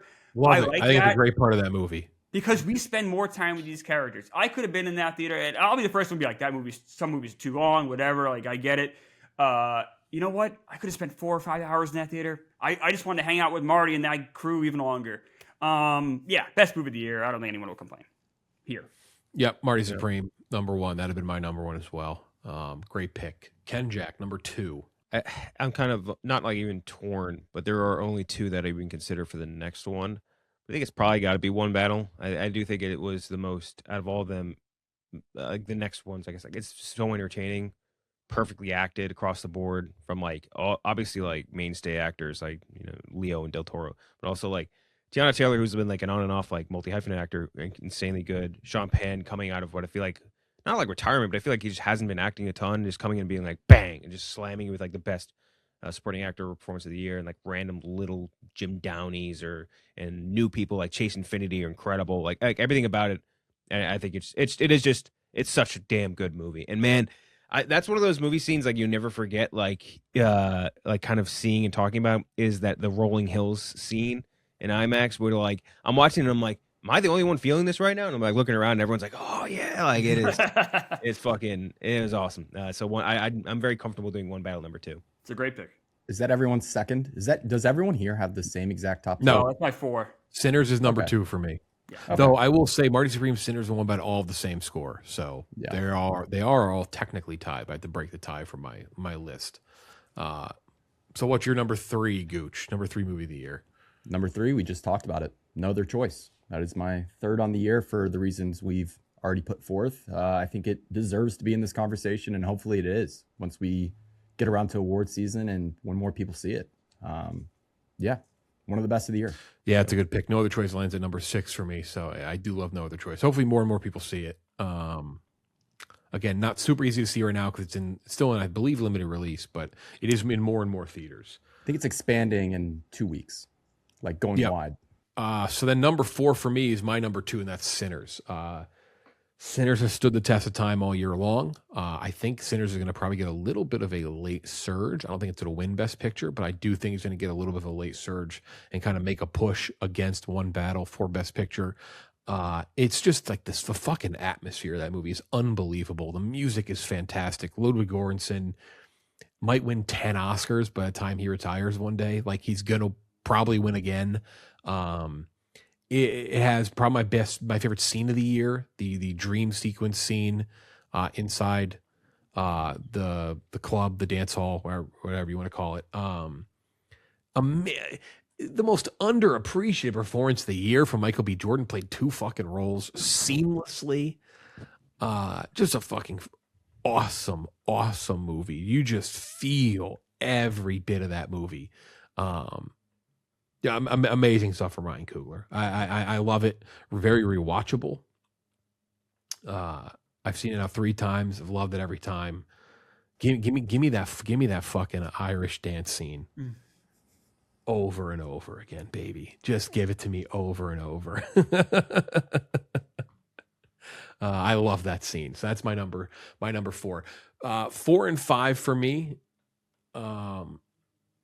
Are right now tied on my list, but I'm gonna have to give it to one of them, and I'm gonna have to see if I get mine later on. But Sentimental Value comes in at number 5. Yeah. Sentimental Value. I talk about underappreciated role. This will probably end up being the more underappreciated movie in terms of like what's getting nominated for Best Picture. We'll get a Best Picture nomination. It may win an acting award. Very quietly, Skarsgård has actually crept up on Sean Penn. Sean Penn is not going to be the favorite for this award.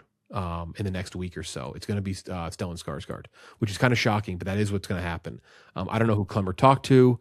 I'm working my. I don't know what he did, but he did something. But honestly, as much as I love Sean Penn, Skarsgård would be very deserving. He's very good in this movie. Though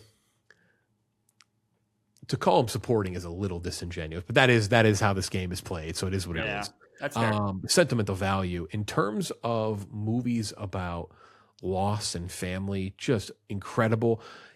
Quietly, just a movie about movie making too, which is like also fantastic. Has one of the greatest ending scenes to a movie. I don't want to go like too much hyperbole here, but I do think it's one of the best endings to a movie in the last couple years.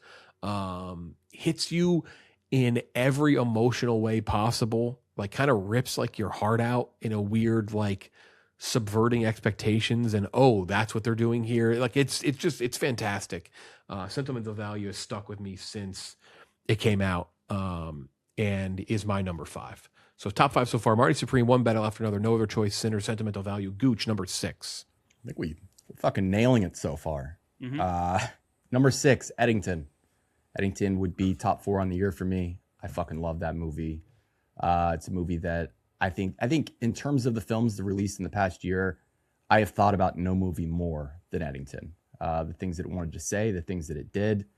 I think Joaquin Phoenix is getting, I mean, he's not in the race at all, but I do think he kind of got pushed to the side a little too early. I think it's one of his best performances in the past decade. He's really good. Correct use of Pedro Pascal for once. He was in 8 movies the last year, and I think he's at his best here.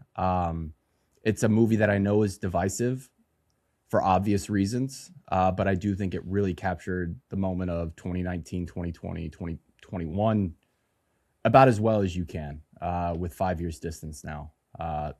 Ari Aster, not a filmmaker I always loved, but here I really did love what he was doing.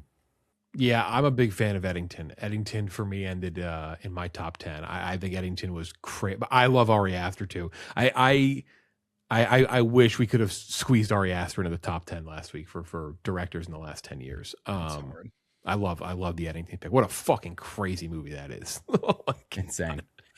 A lot of similar movies this year in terms of like saying something about the political landscape that all did completely different things. Eddington is such an interesting complement to One Battle because One Battle ends in such a positive, like let's go get him kind of way. Like, hey, like, you know, no matter how bad things can get, like you think Eddington, the complete opposite, in a way only Ari Aster could do. Kenjac, number 7. Yeah, this is a little bit tough because like there's one movie where I think I'm clearly like I'm gonna do it. I'm just gonna say Train Dreams. I fucking love Train Dreams so much. Oh, Train Dreams is awesome. Brilliant. It was such a good movie, and it's one where like I think the audiovisual component of it and the sheer acting outpaces the value of the story.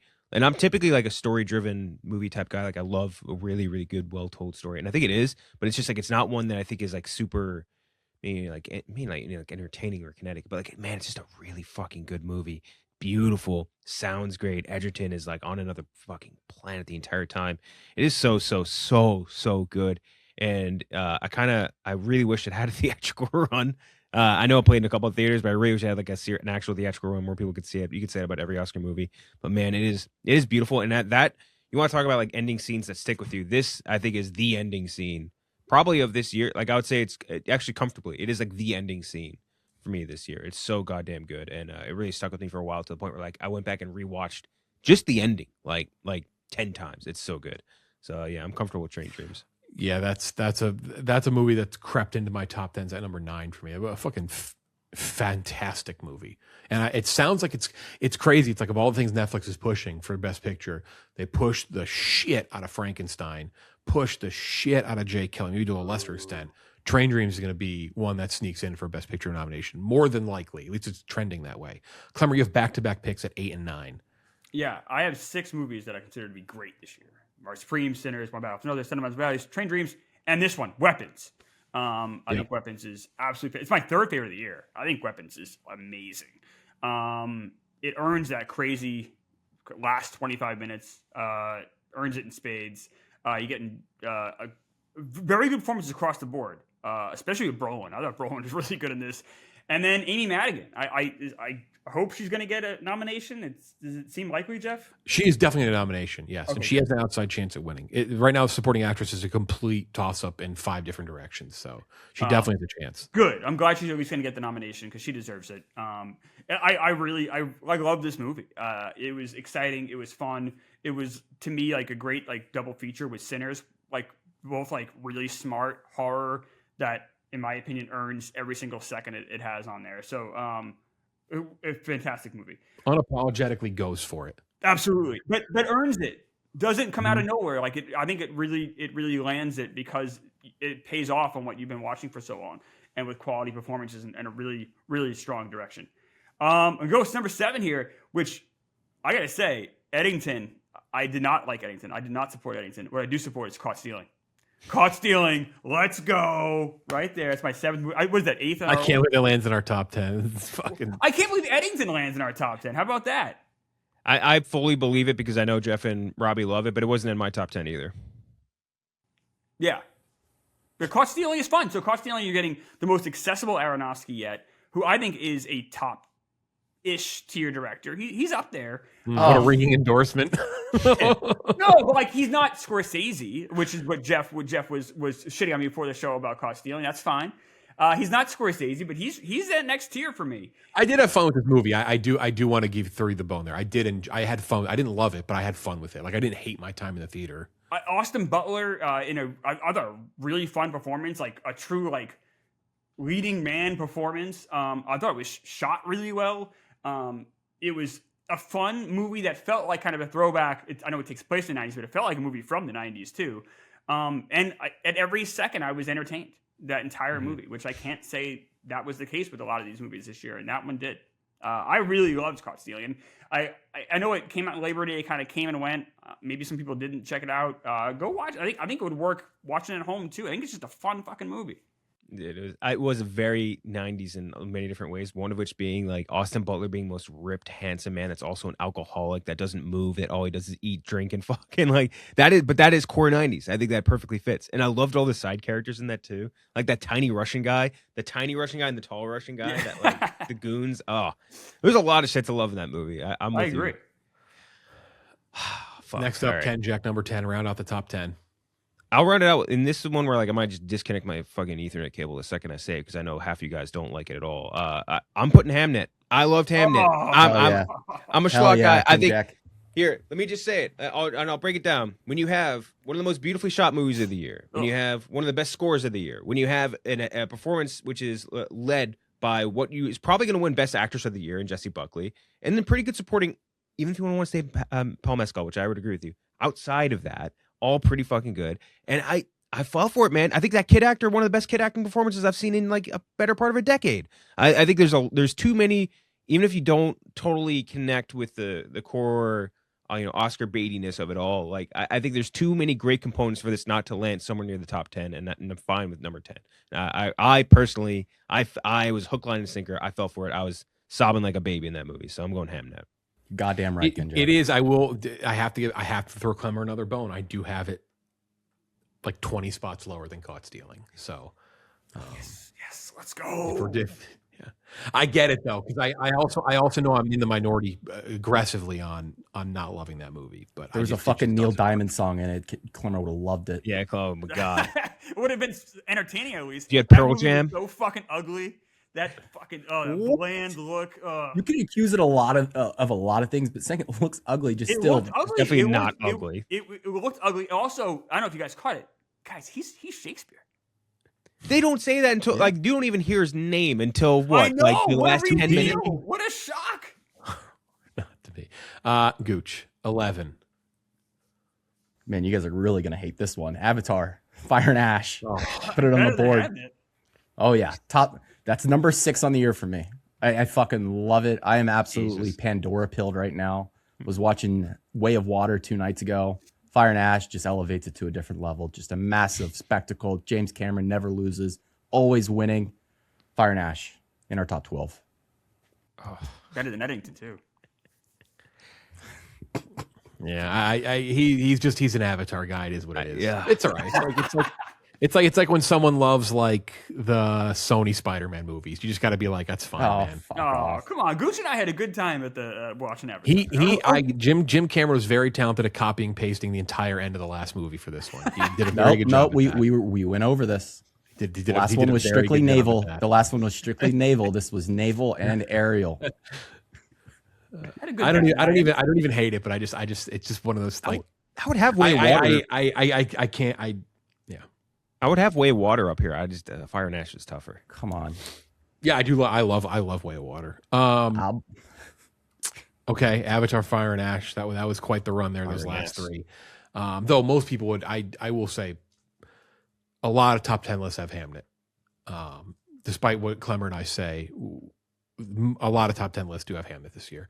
12 for me is going to be Testament of Ann Lee. Which I don't want to talk too much about it. Again, you can go see what I said on Letterboxd for my longer reviews of the year. I thought this was fucking unbelievable. This was like, it's a lot. And if Klemmer and Kenjac, you see it and you're like, I fucking hated that, I wouldn't even debate you on it because it is a lot. I thought it was better than The Brutalist. It's a team behind The Brutalist from last year, except they do flip the director. They both wrote Brutalist last year. It's the partner Mona Fastvold and Brady Corbet who are partners. like not just partners on screen, also like in life. I guess they're not married. So partner's the proper term. But they wrote The Brutalist. He directed Brutalist. They wrote Testament of Van Lee. She directed it. I thought it was unbelievably ambitious. Like it went for it. It is 100% not my thing. Like it's a period piece. It's got religion, but I do fucking love musicals, and it's also a musical. Though obviously it's not like a Hugh Jackman musical. She's not like dancing around doing fucking what was the stupid circus movie? Greatest Showman. I think Amanda Seyfried is unbelievable in this movie. We'll talk about it more in I think next week. But I was blown away. It's a brutal fucking story too. Music is unbelievable. I was just like enthralled by it. I thought it was fantastic. This is a top 5 of the year for me. 95 out of 100. But this was the number 13 on our list. 12 on our list. 13 for me is my number 10 movie, and now all my top 10 have officially been picked, and that is some might call it the test balloon for Chair Company. It is Friendship. Fucking just an incredible comedy. I think actually, you know what? I gotta be honest. I said my favorite scene of the year was from Sinners. It's not. That's my second favorite. My favorite scene of the year is the subway hallucination scene from Friendship. I think it is the stupidest thing I've seen in a long time, but it is so goddamn funny. When that kid comes in, he's like, "So how long is your trip? Like 5 months?" He goes, "No." He goes, "Like 5 minutes." Like, it's Subway. He goes, what do you say? The eatery? Is that what he says? Yeah. It is. It's such a funny movie. It is.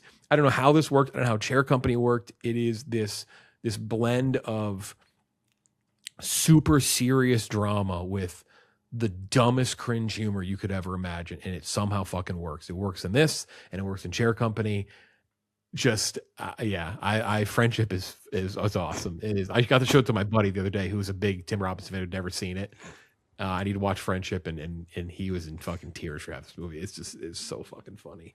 Shout out Andrew DeYoung, who directed this and wrote it, and also did Chair Company. Doesn't get enough credit for these because obviously Tim Robinson's the one that gets kind of the hype, but I got to mention him as well. So yeah, this is was Friendship in all of our top 20s?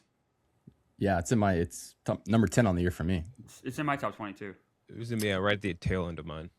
Yeah, no, man. I rewatched Fantastic it. movie. I rewatched it a couple weeks ago while I was at home, and when his stepson first kisses Kate Moss, and he's like, "What the fuck? You guys kiss?" The Conor Marvel O'Malley joke outtake is, one. I think, timelessly hilarious too. It's like, isn't this new Marvel? It's actually insane. Gooch 14. Number 14. We talked about Marty Supreme earlier. We're going to talk about Ronald Braunstein, Other Side of the Coin. We have, Mary Braunstein, directorial feature. If I had legs, I would kick you. I'd kick you. Sorry, contraction. Starring Rose Byrne, which is one of my favorite performances of the year, and a movie that is just on a razor's edge from start to finish. Highly, highly stressing, highly anxious, and has a few performances that are just out of left field, but work so well in terms of stunt castings between Conan O'Brien playing just straight up playing a very dramatic therapist, and A$AP Rocky playing just, I don't even know what he's doing, but it worked for me. And has a very funny scene, one of my favorite funny scenes of the year with a hamster that I loved. It's so funny. That hamster is so fucking funny. It's not an easy watch. I respect this movie, and I understand why people haven't noticed. It's not anywhere near my top 20, but it was too much. But Conan O'Brien's fantastic, a very cold therapist, like Gooch said, and Rose Byrne's incredible. So I understand why it's on people's top 20, and I wouldn't argue at all. It's just a little too much for me. Yeah, this lands at 15 for me. It's in my. It's another situation where 20. over the past decade we've had so many movies about it's so hard to be a mom, and they just come off so fucking annoying. I'm sorry, but they're just brutal. And this one I feel like actually got it. Sounds like you haven't really- seen Unpregnant with Amy Schumer. Jesus Christ. What was the movie Ryan last year with Amy Adams? Night Bitch. Night Bitch. Oh, yeah. What was the one with Charlize? Was it Tully or something like that? Do you remember that? Totally. Yep. Yeah. Kenjac 15. Give me Black Bag. I loved Mhm. Black Bag. Oh. That was really early one this year. Soderbergh like kind of baited. He dropped it like back to back with Presence, which could also easily be on someone's top 20 list. Now I wouldn't blink an eye. But Black Bag, I really enjoyed. I thought that was a smooth, sexy espionage thriller movie that was done really well. Expert casting across the board. Fassbender, like that's like my favorite. Like Fassbender has not had the opportunity to really act or do good roles in a while. Bad Agent, whatever. Like this is a great Fassbender performance. Great Kate Blanchett performance too, who also hasn't been in a ton of great shit other than like Tar, I guess. But like them, and then also like the person from Industry, Renee Jean Page, like all the whole cast I thought was awesome. And it's a good story, very interesting, keeps you on the edge of your seat. And I do think that we kind of miss those espionage thrillers of date. Most of them I feel like lean more towards the action heavy, and this was more like I'm just gonna wow you with a really cool story that happens to be in this sort of zone or whatever. So really enjoyed Black Bag. I think a lot more people would enjoy it. I think it's on Prime now, but more people should watch it. Fantastic pick. It's also 90 minutes long, which we don't get. We Yes. don't get that ever. Easy watch. Klemmer, you have back-to-back picks 16, 17. Okay, I'm gonna go with The Long Walk. Oh, Jesus Christ! Oh, what's that? What's that reaction? That boy did it in A jeans. long walk. Long Walk is a really good movie. I really enjoy this movie. I don't think I'm alone in this one either. Maybe I'm alone in this room or on the show. Top 20. Top 20, A Long Walk. Oh, sorry, it's not in Eddington. Where this is a nice movie. This is a I good like movie. Long Walk. Long Walk's 28 in my list. I like Long Walk. It's What actually do you higher like about than Long Walk, Gooch? What's your problem with Long 20. Walk? It's 27, but Oh, in terms of top 20 on the year, you said it's 27. You can't get mad at me for that. I don't know. That's bullshit. This is a great movie. Great movie about friendship. Really good performances. What are you laughing about? What are you laughing about? nothing. Just the way you say great movie about friendship makes it sound like a really nice silly time. Yeah. Never said that. Never said that.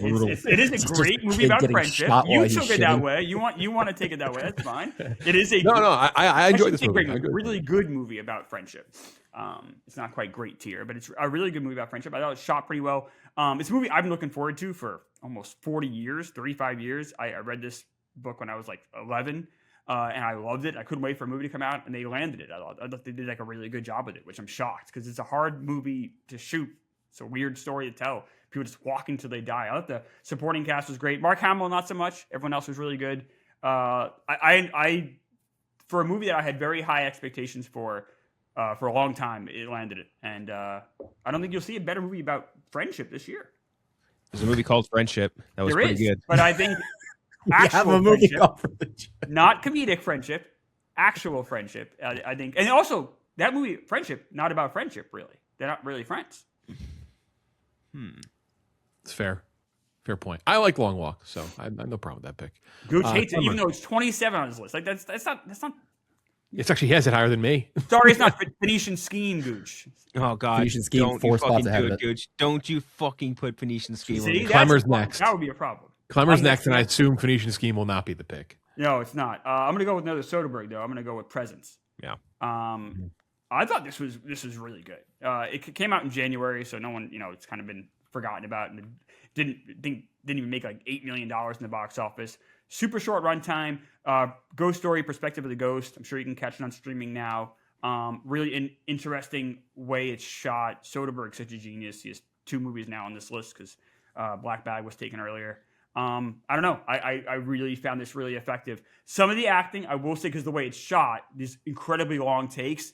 So if you want to have a criticism, some of the acting might be a little uneven at times. But The acting was my biggest complaint in this movie. I actually enjoyed this movie, and I love Soderbergh's just such a fucking master at doing the most random shit and trying new things. But the acting was probably the one thing I would have complained about. Those long takes are tough. Like you can get exposed. But I will say, if you stick with it, I think it pays off at the end, and it's about as good of a ghost story as you'll see. Mm-hmm. I would agree with you. I think we both loved it. Presence 17. Last picks for Kenjac, Gooch, and myself. Kenjac, you're up 18. I'll go with one which I'm actually surprised you guys didn't pick it higher because I'm pretty sure all of us loved it and had it among our top grouping for a bit. Warfare. Warfare. Yeah, I'm glad you picked it because I was getting ready to maybe have to pick it as well. That's 12 for me. I love Warfare. 13 for me. Yeah, excellent movie. One of the best war movies I can remember seeing because like it's just so. It's like you really just get thrown into the threshing maw or whatever, like get thrown into this fucking battle, and all you do is live it out with them. And I think that these actors, when they first announced that cast, I was definitely a little like, I don't know if I need to see Noah Centineo battling it out with Charles Melton, like all these like very like young adult actor or young adult movie actor guys, like the kissing booth ass actors doing a warfare movie. And man, they were awesome. Like all of them, top to bottom, were great. Cosmo Jarvis, holy shit, dude, this guy's on. He's about to be like one of the bigger names in Hollywood. I know obviously he's down in like Odyssey and stuff like that, but like man, he's going to be one of the top names coming up soon. I thought it was excellent. I thought you get a very unique perspective on it, thankfully, because you get like a Garland eye as a director and a writer, right? Which was one of the better minds in the business. But then you also had a real life Navy SEAL who was in that battle, co-directing it with him. So you get a way more unique look at it. I thought it was just fantastic. Really, like, not edge of your seat's the wrong way to put it, but like heartbreaking in a lot of ways that like guys had to go through that.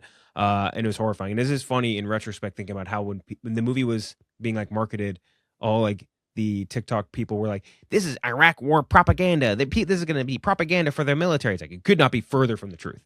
No, like, you watch that movie thinking I want to do that, your brain is broken, because it is brutal, and man, is it good. I loved Warfare.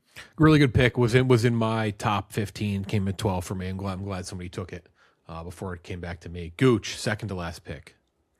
I'm surprised this fell as low as it did. I'm surprised you did not take this, Klemmer, for how much you love the Jesse Plemons performance at the center of it, and that's Begonia. I have a 15. It just the ending lost me, but okay, still really good. Great pick. That's understandable. It is a very big swing kind of ending that I see why people are mixed on it. And it's one that I've gone back and forth on myself, but I've landed on the positive side of things. I think it is a little bit of a victim of like Yorgos at his peak, and especially Yorgos with Emma Stone. We've seen better products from them, but I still think this is just fantastic. And the performances at the center of it are really the big draw for me. Like, I think that every time, and it's most of the movie, every time you have an interaction between Plemons and Emma Stone, they are just dynamite. It is fireworks on screen, and stuff that I've enjoyed. I've seen it 3 times, actually. Enjoyed going back to the theater to see multiple times. Really loved Begonia. Yeah, the ending is definitely divisive with a lot of intent. I like the ending because I think it's the only way they could really go. I've heard some people say they think it maybe potentially undoes a lot of like what they're trying to say, but I also think I don't think it does. I think it's just kind of the way you interpret it. But I love Begonia. Begonia for me was 13. So I'm gonna skip over my number 11, which I still have. It was just an accident. I'm gonna skip over Superman at 14, Wake Up Dead Man at 15, 20 years later at 16, and everyone here seems to have a pick that everyone kind of scoffed at. So I'm going to go to a movie that I actually saw with Chris Klemmer, number 20, which I have been stunned watching on YouTube this past week. Every top 10 list I could see, this has landed at number 1 or 2 on half of the videos I've watched. And that is F1, baby. Yeah, Brad Pitt and F1. Hey, you know what? I've liked it more since I first saw it. I got it, by the way. This is valid. I've said it 900 times on here. Shout out Apple for releasing a physical copy of this in 4K. It looks unbelievable. Yes, it's corny. What was the character's name? Hold on, I gotta try to get the character's name. The one character which is it doesn't ruin the movie, but probably bumps it down a bunch of points. Peter Banning, they call him, from Tobias Menzies. Shout out to The Crown. Absurd character, a complete joke.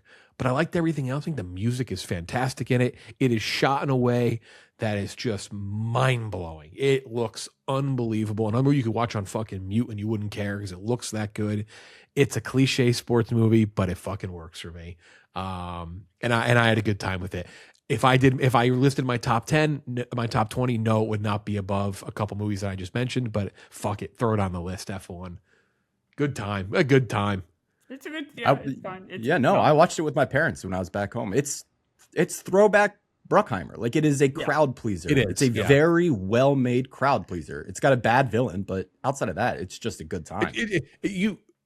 Bad villain, almost gives him too much credit. He just shouldn't exist in the movie. It's completely unnecessary in the movie. There's enough internal conflict with the team that you don't need this guy, this doofus. But everything else, I mean, nothing like Brad Pitt just showing up far away down the track like 3 times that movie. Like, oh my God, he's back. Sonny Hayes, back from the dead. What's it about, man? Just looks off into the sunset. like it's not obviously it's not as good as Top Gun Maverick, but there is a talent that needs to be obviously very much noted from Joseph Kosinski, because he can clearly make things that look just unbelievable and can overcome some issues, obviously, with the story being corny. But man, some of that shit it's just fucking amazing. Also, what he does with sound is incredible. Yes, like it looks amazing, and it does. And all, like you said, Jeff, like go back even to the Tron sequel he did, what looked amazing and sounded really good. Which looks, I mean, fuck. Yeah, and then compared to like Ares, which is just better compared to that bullshit. Like he is one of the if not the best like action director, just action, not story, action director working today. He's incredible. Yeah, dumb movie, but it looked and sounded good. It's better. I liked it better than. I'm glad you didn't say Jay Kelly. I was afraid you were going to say that. That would have. No, that was not. Jay Kelly is number 21 of the year for me. Okay. Kaczynski's go-to cinematographer, Claudio Miranda, has like one of the funniest filmographies because it's just nothing but like really great stuff that he's done with Kaczynski and other directors. Like he did like Life of Pi, but then he has just one curveball thrown in it. It's Failure to Launch. It's just in like the middle of like all these like Academy Award nominated like beautiful movies, and then it's just Failure to Launch. By the way, I had the movie wrong. It's not Unpregnant. Unpregnant is a movie with Haley Lou Richardson that came out a couple years ago. It was I'm Kind of Pregnant. Kind of Pregnant, where she fakes being pregnant. With one of the worst I saw this year. Oh, it's really bad. I'm bummed out we didn't get Ballad of Wallace Island, and no one else missed this. You didn't like that movie? No. Really? It's okay. I thought that was a really good movie. That's up there. That's a schmaltz fest. That's a fucking schmaltz fest. I don't know. I think it's just like a nice story. I'm surprised. Blue Moon is one that I actually thought would make the list. I have The Life of Chuck. Now that's a schmaltz. Hit me with that. That's. I don't like Life of Chuck much as you, but I enjoyed Life of Chuck. Do you want a Life of Chuck's son or Ella McKay daughter? I think should be our question at the end of the year. Oh. Instead of thoughts. Ella McKay is we're not gonna do a bottom list to gets to whatever. Call us pussies, but don't do that, Kenjac. Don't compare those two movies. That's bullshit. The one I thought we would get to, although it's loaded, but Predator Killers of Killers I thought was awesome. Yep, that was a really good one. Naked Gun I loved. I really liked Naked Gun. I think Bring Her Back should get something. Bring Her Back is a brutal movie. Too much for me, but that's a very very well made. Yeah, I have no problem with that comment because it is a lot. I have Is This Thing On in my top 20. Superman. Yeah. I'd have to think about Is This Thing On? Has everyone seen that yet? We'll talk more, but we're reviewing it next week. I don't want to say too much. I did not like Is This Thing On as much as you guys did. Oh, I think I'm seeing it again this week. I enjoyed it. There's a lot of it, and I enjoyed though. Where is 28 Years later for y'all? Because it came out so right early. there, like 16 for me. It's in my top 20. Okay, yeah, no, it's 15 21. for me. I gotta rewatch, man. It was so good. No Mission Impossible on anyone's list. Nope. I still like that movie. I had a good time, but that's 39 for me. I have it 19th. I have 22.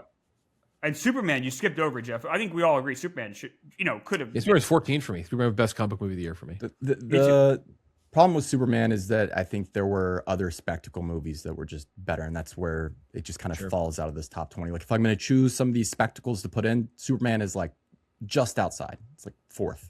Like I have F1 up ahead of it, Avatar 3 ahead of it, 28 Years Later ahead of it, like these big movies. Superman's great, though. I really liked it.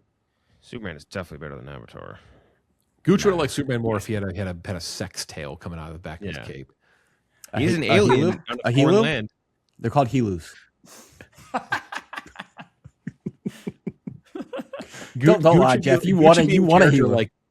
Gooch should be in character like the Disney employees were when you go up to them and you ask about Avatar. They say, "Oh, you mean the documentary?" They're so in character in that park.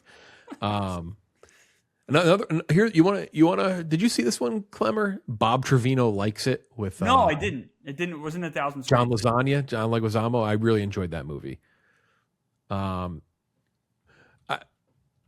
One shout out. It is the worst on many people's list, War of the Worlds, but the true worst movie of the year was In the Lost Lands. Thank you. In the Lost Lands as well. Because War of the Worlds has this mystique to it that it will be a movie that people remember because it's so stupid and so bad. But In the Lost Lands is You know, I'm moving that as my worst of the year because you know what, World of Worlds has at least a redeeming quality. In the Lost Lands is so fucking bad. In the And Lost also, Lands like, it was was, like a trying. disaster production. Like, it was made like 5 years ago in COVID, and like they had to do it over Zoom. Like You're gonna find out if he can make a good movie without those restrictions when we sit down and we watch Mercy in Yeah. IMAX 3D. Which right. That looks like a movie made for 3D, by the way, because it's got like screens. I watched the trailer in the Avatar before Avatar, and like the screens like pop up in front of you because it's like just Chris Pratt sitting in a fucking chair talking to Rebecca Ferguson. You have 90 minutes. It looks insane. Odd enough the length of a film. You have 90 minutes to prove your innocence. Timur Bekmambetov, unbelievable career. Directed Wanted, the Curve the Bullet movie. I think I saw him beat up McGregor once. Directed Abraham Lincoln, Vampire Hunter. Directed the Ben-Hur remake in 2016, which cost $9 billion to make. With shit. So, Jeff, we agree In the Lost Lands is the worst thing we've seen. Did you guys see Bride Hard? Yeah. Oh yeah, Brightheart was terrible. That's my second worst. That was the secret agent one with Rebel Wilson, right? That was Correct. horrible. Yeah, Brideheart's up there. Brideheart. Oh, I see, Jeff. You give it 1 star on the letterbox. The problem with mine is you like. I'll tell you what. You know what? One of the worst things I saw this year that has weight to it because there's some things that are so small. It's like it's terrible, but kind of is what it is. One that actually is not small. Shout out Star Trek Section 31. Oh my God! On Paramount Plus, it has Michelle Yeoh in it. It is so bad. Also, the Jamie Lee Curtis cameo. They try to do like Suicide Squad Star Trek. It is horrendous. Jamie Lee Curtis terrible. cameos. Oh, you know what's horrible? Woman in the Yard. Oh I have yeah, Woman in the Yard was bad. I hated that fuck. I like it was like I was offended by it. Like, Woman in the Yard didn't say this outwardly, but Woman in the Yard kind of implied that suicide was the right way for the character. Oh wait, no. Suicide is the solution to grief. It does. Yeah, it was. Yes. we also forgot another Simple Favor, which is probably that actually should be talked about more as being that was one unbelievably bad. I cannot believe that was a sequel to a movie as decent as A Simple Favor. Yeah, I'll tell you one movie that probably is like from a technical standpoint not as bad as these movies we're talking about, but when I think about it, I'm just filled with like anger. That's Honey Don't. Oh, Honey Don't. Oh yeah, that movie I'm pissed looking me at off, man. it's bottom 10 on the year for me, and I think I should go even lower with it. Like it really makes me mad just even looking at the poster. Another fake one, Fountain of Youth, the Guy Ritchie one with with what's called Emily Blunt and Office Jim. Oh yeah. You know what? I'll end on a positive. I'll tell you what. If we were to do, we talked about Chair Company. If we were to do my favorite things or best things I saw all year long, you know what's top 5 for me is fucking Andor. Yeah, Andor season 2 was unbelievable. Oh, what Andor? Take out the Star Wars. One of the best political thrillers you'll ever watch. Andor season 2. It is so fucking good. It is. I was very happy to see a bunch of top 10 lists this year for just TV and movies that ended up there. Andor is fucking incredible. you know, I just forgot about. There's a movie that Klemmer talked about very glowingly. I remember early in the year, and I'm surprised that in retrospect you didn't get it into your top 10. Wolfman. The Wolfman has jumper cables in the movie. That is wild. And I went into that movie expecting. I was like, oh, this could be good. Yeah, I thought it might be good as well. Like it was. I think I have it. It's bottom 12 for me of the year out of 169 movies. Like that's how bad it is. Love Hurts also is horrible. Love Hurts. Horrible movie. Opus. That's we could do like a whole list on bummers because like Opus would be a bummer for sure. Definitely. I think, like you said, Honey Don't would be a big bummer. Like you expect something out of it. Oh, yeah. Well, I mean, I can't say bummer because it's exactly as what I expected. Phoenician Scheme, bummer. Phoenician Scheme, bummer. There is highest to lowest. So I want to do our version of this next week. We don't have to do a full list. We don't want to copy them, but I want to do like our top 5 because I'm curious what it is. Because eventually we're going to do our top 50 of the century so far. But rewatchables. Bill Simmons did his. It's the most fascinating list I've ever seen released on Twitter.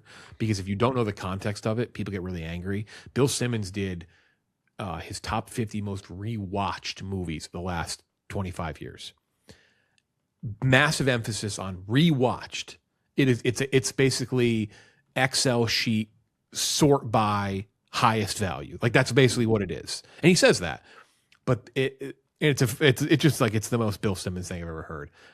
It's a fascinating listen, but it's so funny looking at the clips hit Twitter without context because it makes people so fucking mad because they think it's just his best movies of the century.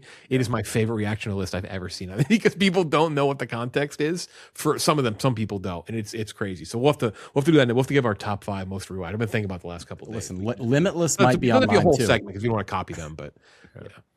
When he said Limitless, I was just like, yes. Limitless He's a beast. That's the clip that's the clip that's getting people. They're like, that's a top 20, but that's what because he mentioned he's like, a lot of them he's watched with his family. So it's like, some of these movies like, yeah, I won't spoil the list. It's definitely, I know they're The number one is that reason. I saw that. Yeah, I'm going to put a major air quotes competitor. We're not a competitor rewatchables, but I won't spoil the list if you want to listen, but it's fascinating. It's fascinating. Listen, Limitless Very was a funny. big time. That's a Joe Ballins pick right there. He loves Limitless. Limitless is yeah. Limitless, yeah. God. Anyway, shout out El McKay. That's the big takeaway from our best movies of 2025 takeaway. That is it. Celine, by the way, Celine's song, incredible director. El McKay is like her favorite movie of the year. I was like, give me I love her. She's such a troll. Don't Good do bit. that. Hey, y'all. It's Gooch. Congratulations on making it this far into Project Big Screen episode 14. I'm not going to tell you how to join our fan rankings, and all that is a follow from us on Letterboxd. So what you need to do is comment below, whether you're watching on YouTube or listening on Spotify. Comment below with your answer to this question. What is the best movie you saw this year that did not make our top 20? What did we miss? Comment that below with your Letterboxd handle. I will follow you from the Project Big Screen Letterboxd account, and then you will be a part of our fan rankings. Again, thank you all so much for your support. Continue to do the things that keep the lights on around here. Make sure you're liking, make sure you're subscribing, interacting with our socials, doing all that good stuff. And we'll see you next episode. Back to the show. So the next couple of weeks, I'll just run out a quick list of what we're going to do just for the people curious to see what movies they want to see or hear what movies they want to see. Next week will be The Testament of Ann Lee. Is This Thing On? And Primate. And then we'll do 28 Years Later and The Rip the week after that. The Rip is going to be on Netflix. We might throw a little Greenland 2 in there if you go check it out. And then after that, oh baby, Mercy and Dead Man's Wire, which Dead Man's Wire is, I think, technically a 2025 movie. But I don't, it's so limited. I don't know anyone who's seen it. But apparently it's like pretty decent. It looks interesting. I don't know. It's a 2025 movie. Are you guys Yeah. gonna watch the Alex Honnold climbing that building live on Netflix? Nope. I think that's this month, right? Or no? If you No, guys heard what's about the guy that did Free Solo, he's Yeah. gonna climb that building in Taipei, the giant skyscraper, live. Oh, on really? Netflix. Yeah. Which like there's only one reason why you put that live, because you want people to tune in and see if he falls to his death. So like Yeah. that is fucking bizarro. So I don't know. I feel like I have to watch it. It's a true free climb? Yeah, he's free soloing the just That's crazy. fucking Because that massive- one guy who's that Red Bull guy that does all those stunts? Yeah, shit. I He forget does his like he did a tightrope across Times Square, but like he had like 900 harnesses, which like it makes sense. You don't want to die, but that they always pitched it as like a will he fall? But it's like, oh yeah, if he falls, he's just gonna. But like, this is like bungee he's back like up. free soloing like a building the size of the Freedom Tower, basically. Like, and they're doing it all like to do that live is nuts. Actually Yeah, kinda that nuts. is fucking crazy. All right, that's it for Kenjac, Gooch, Klemmer. I'm Jeff Lowe. We will talk to you next time.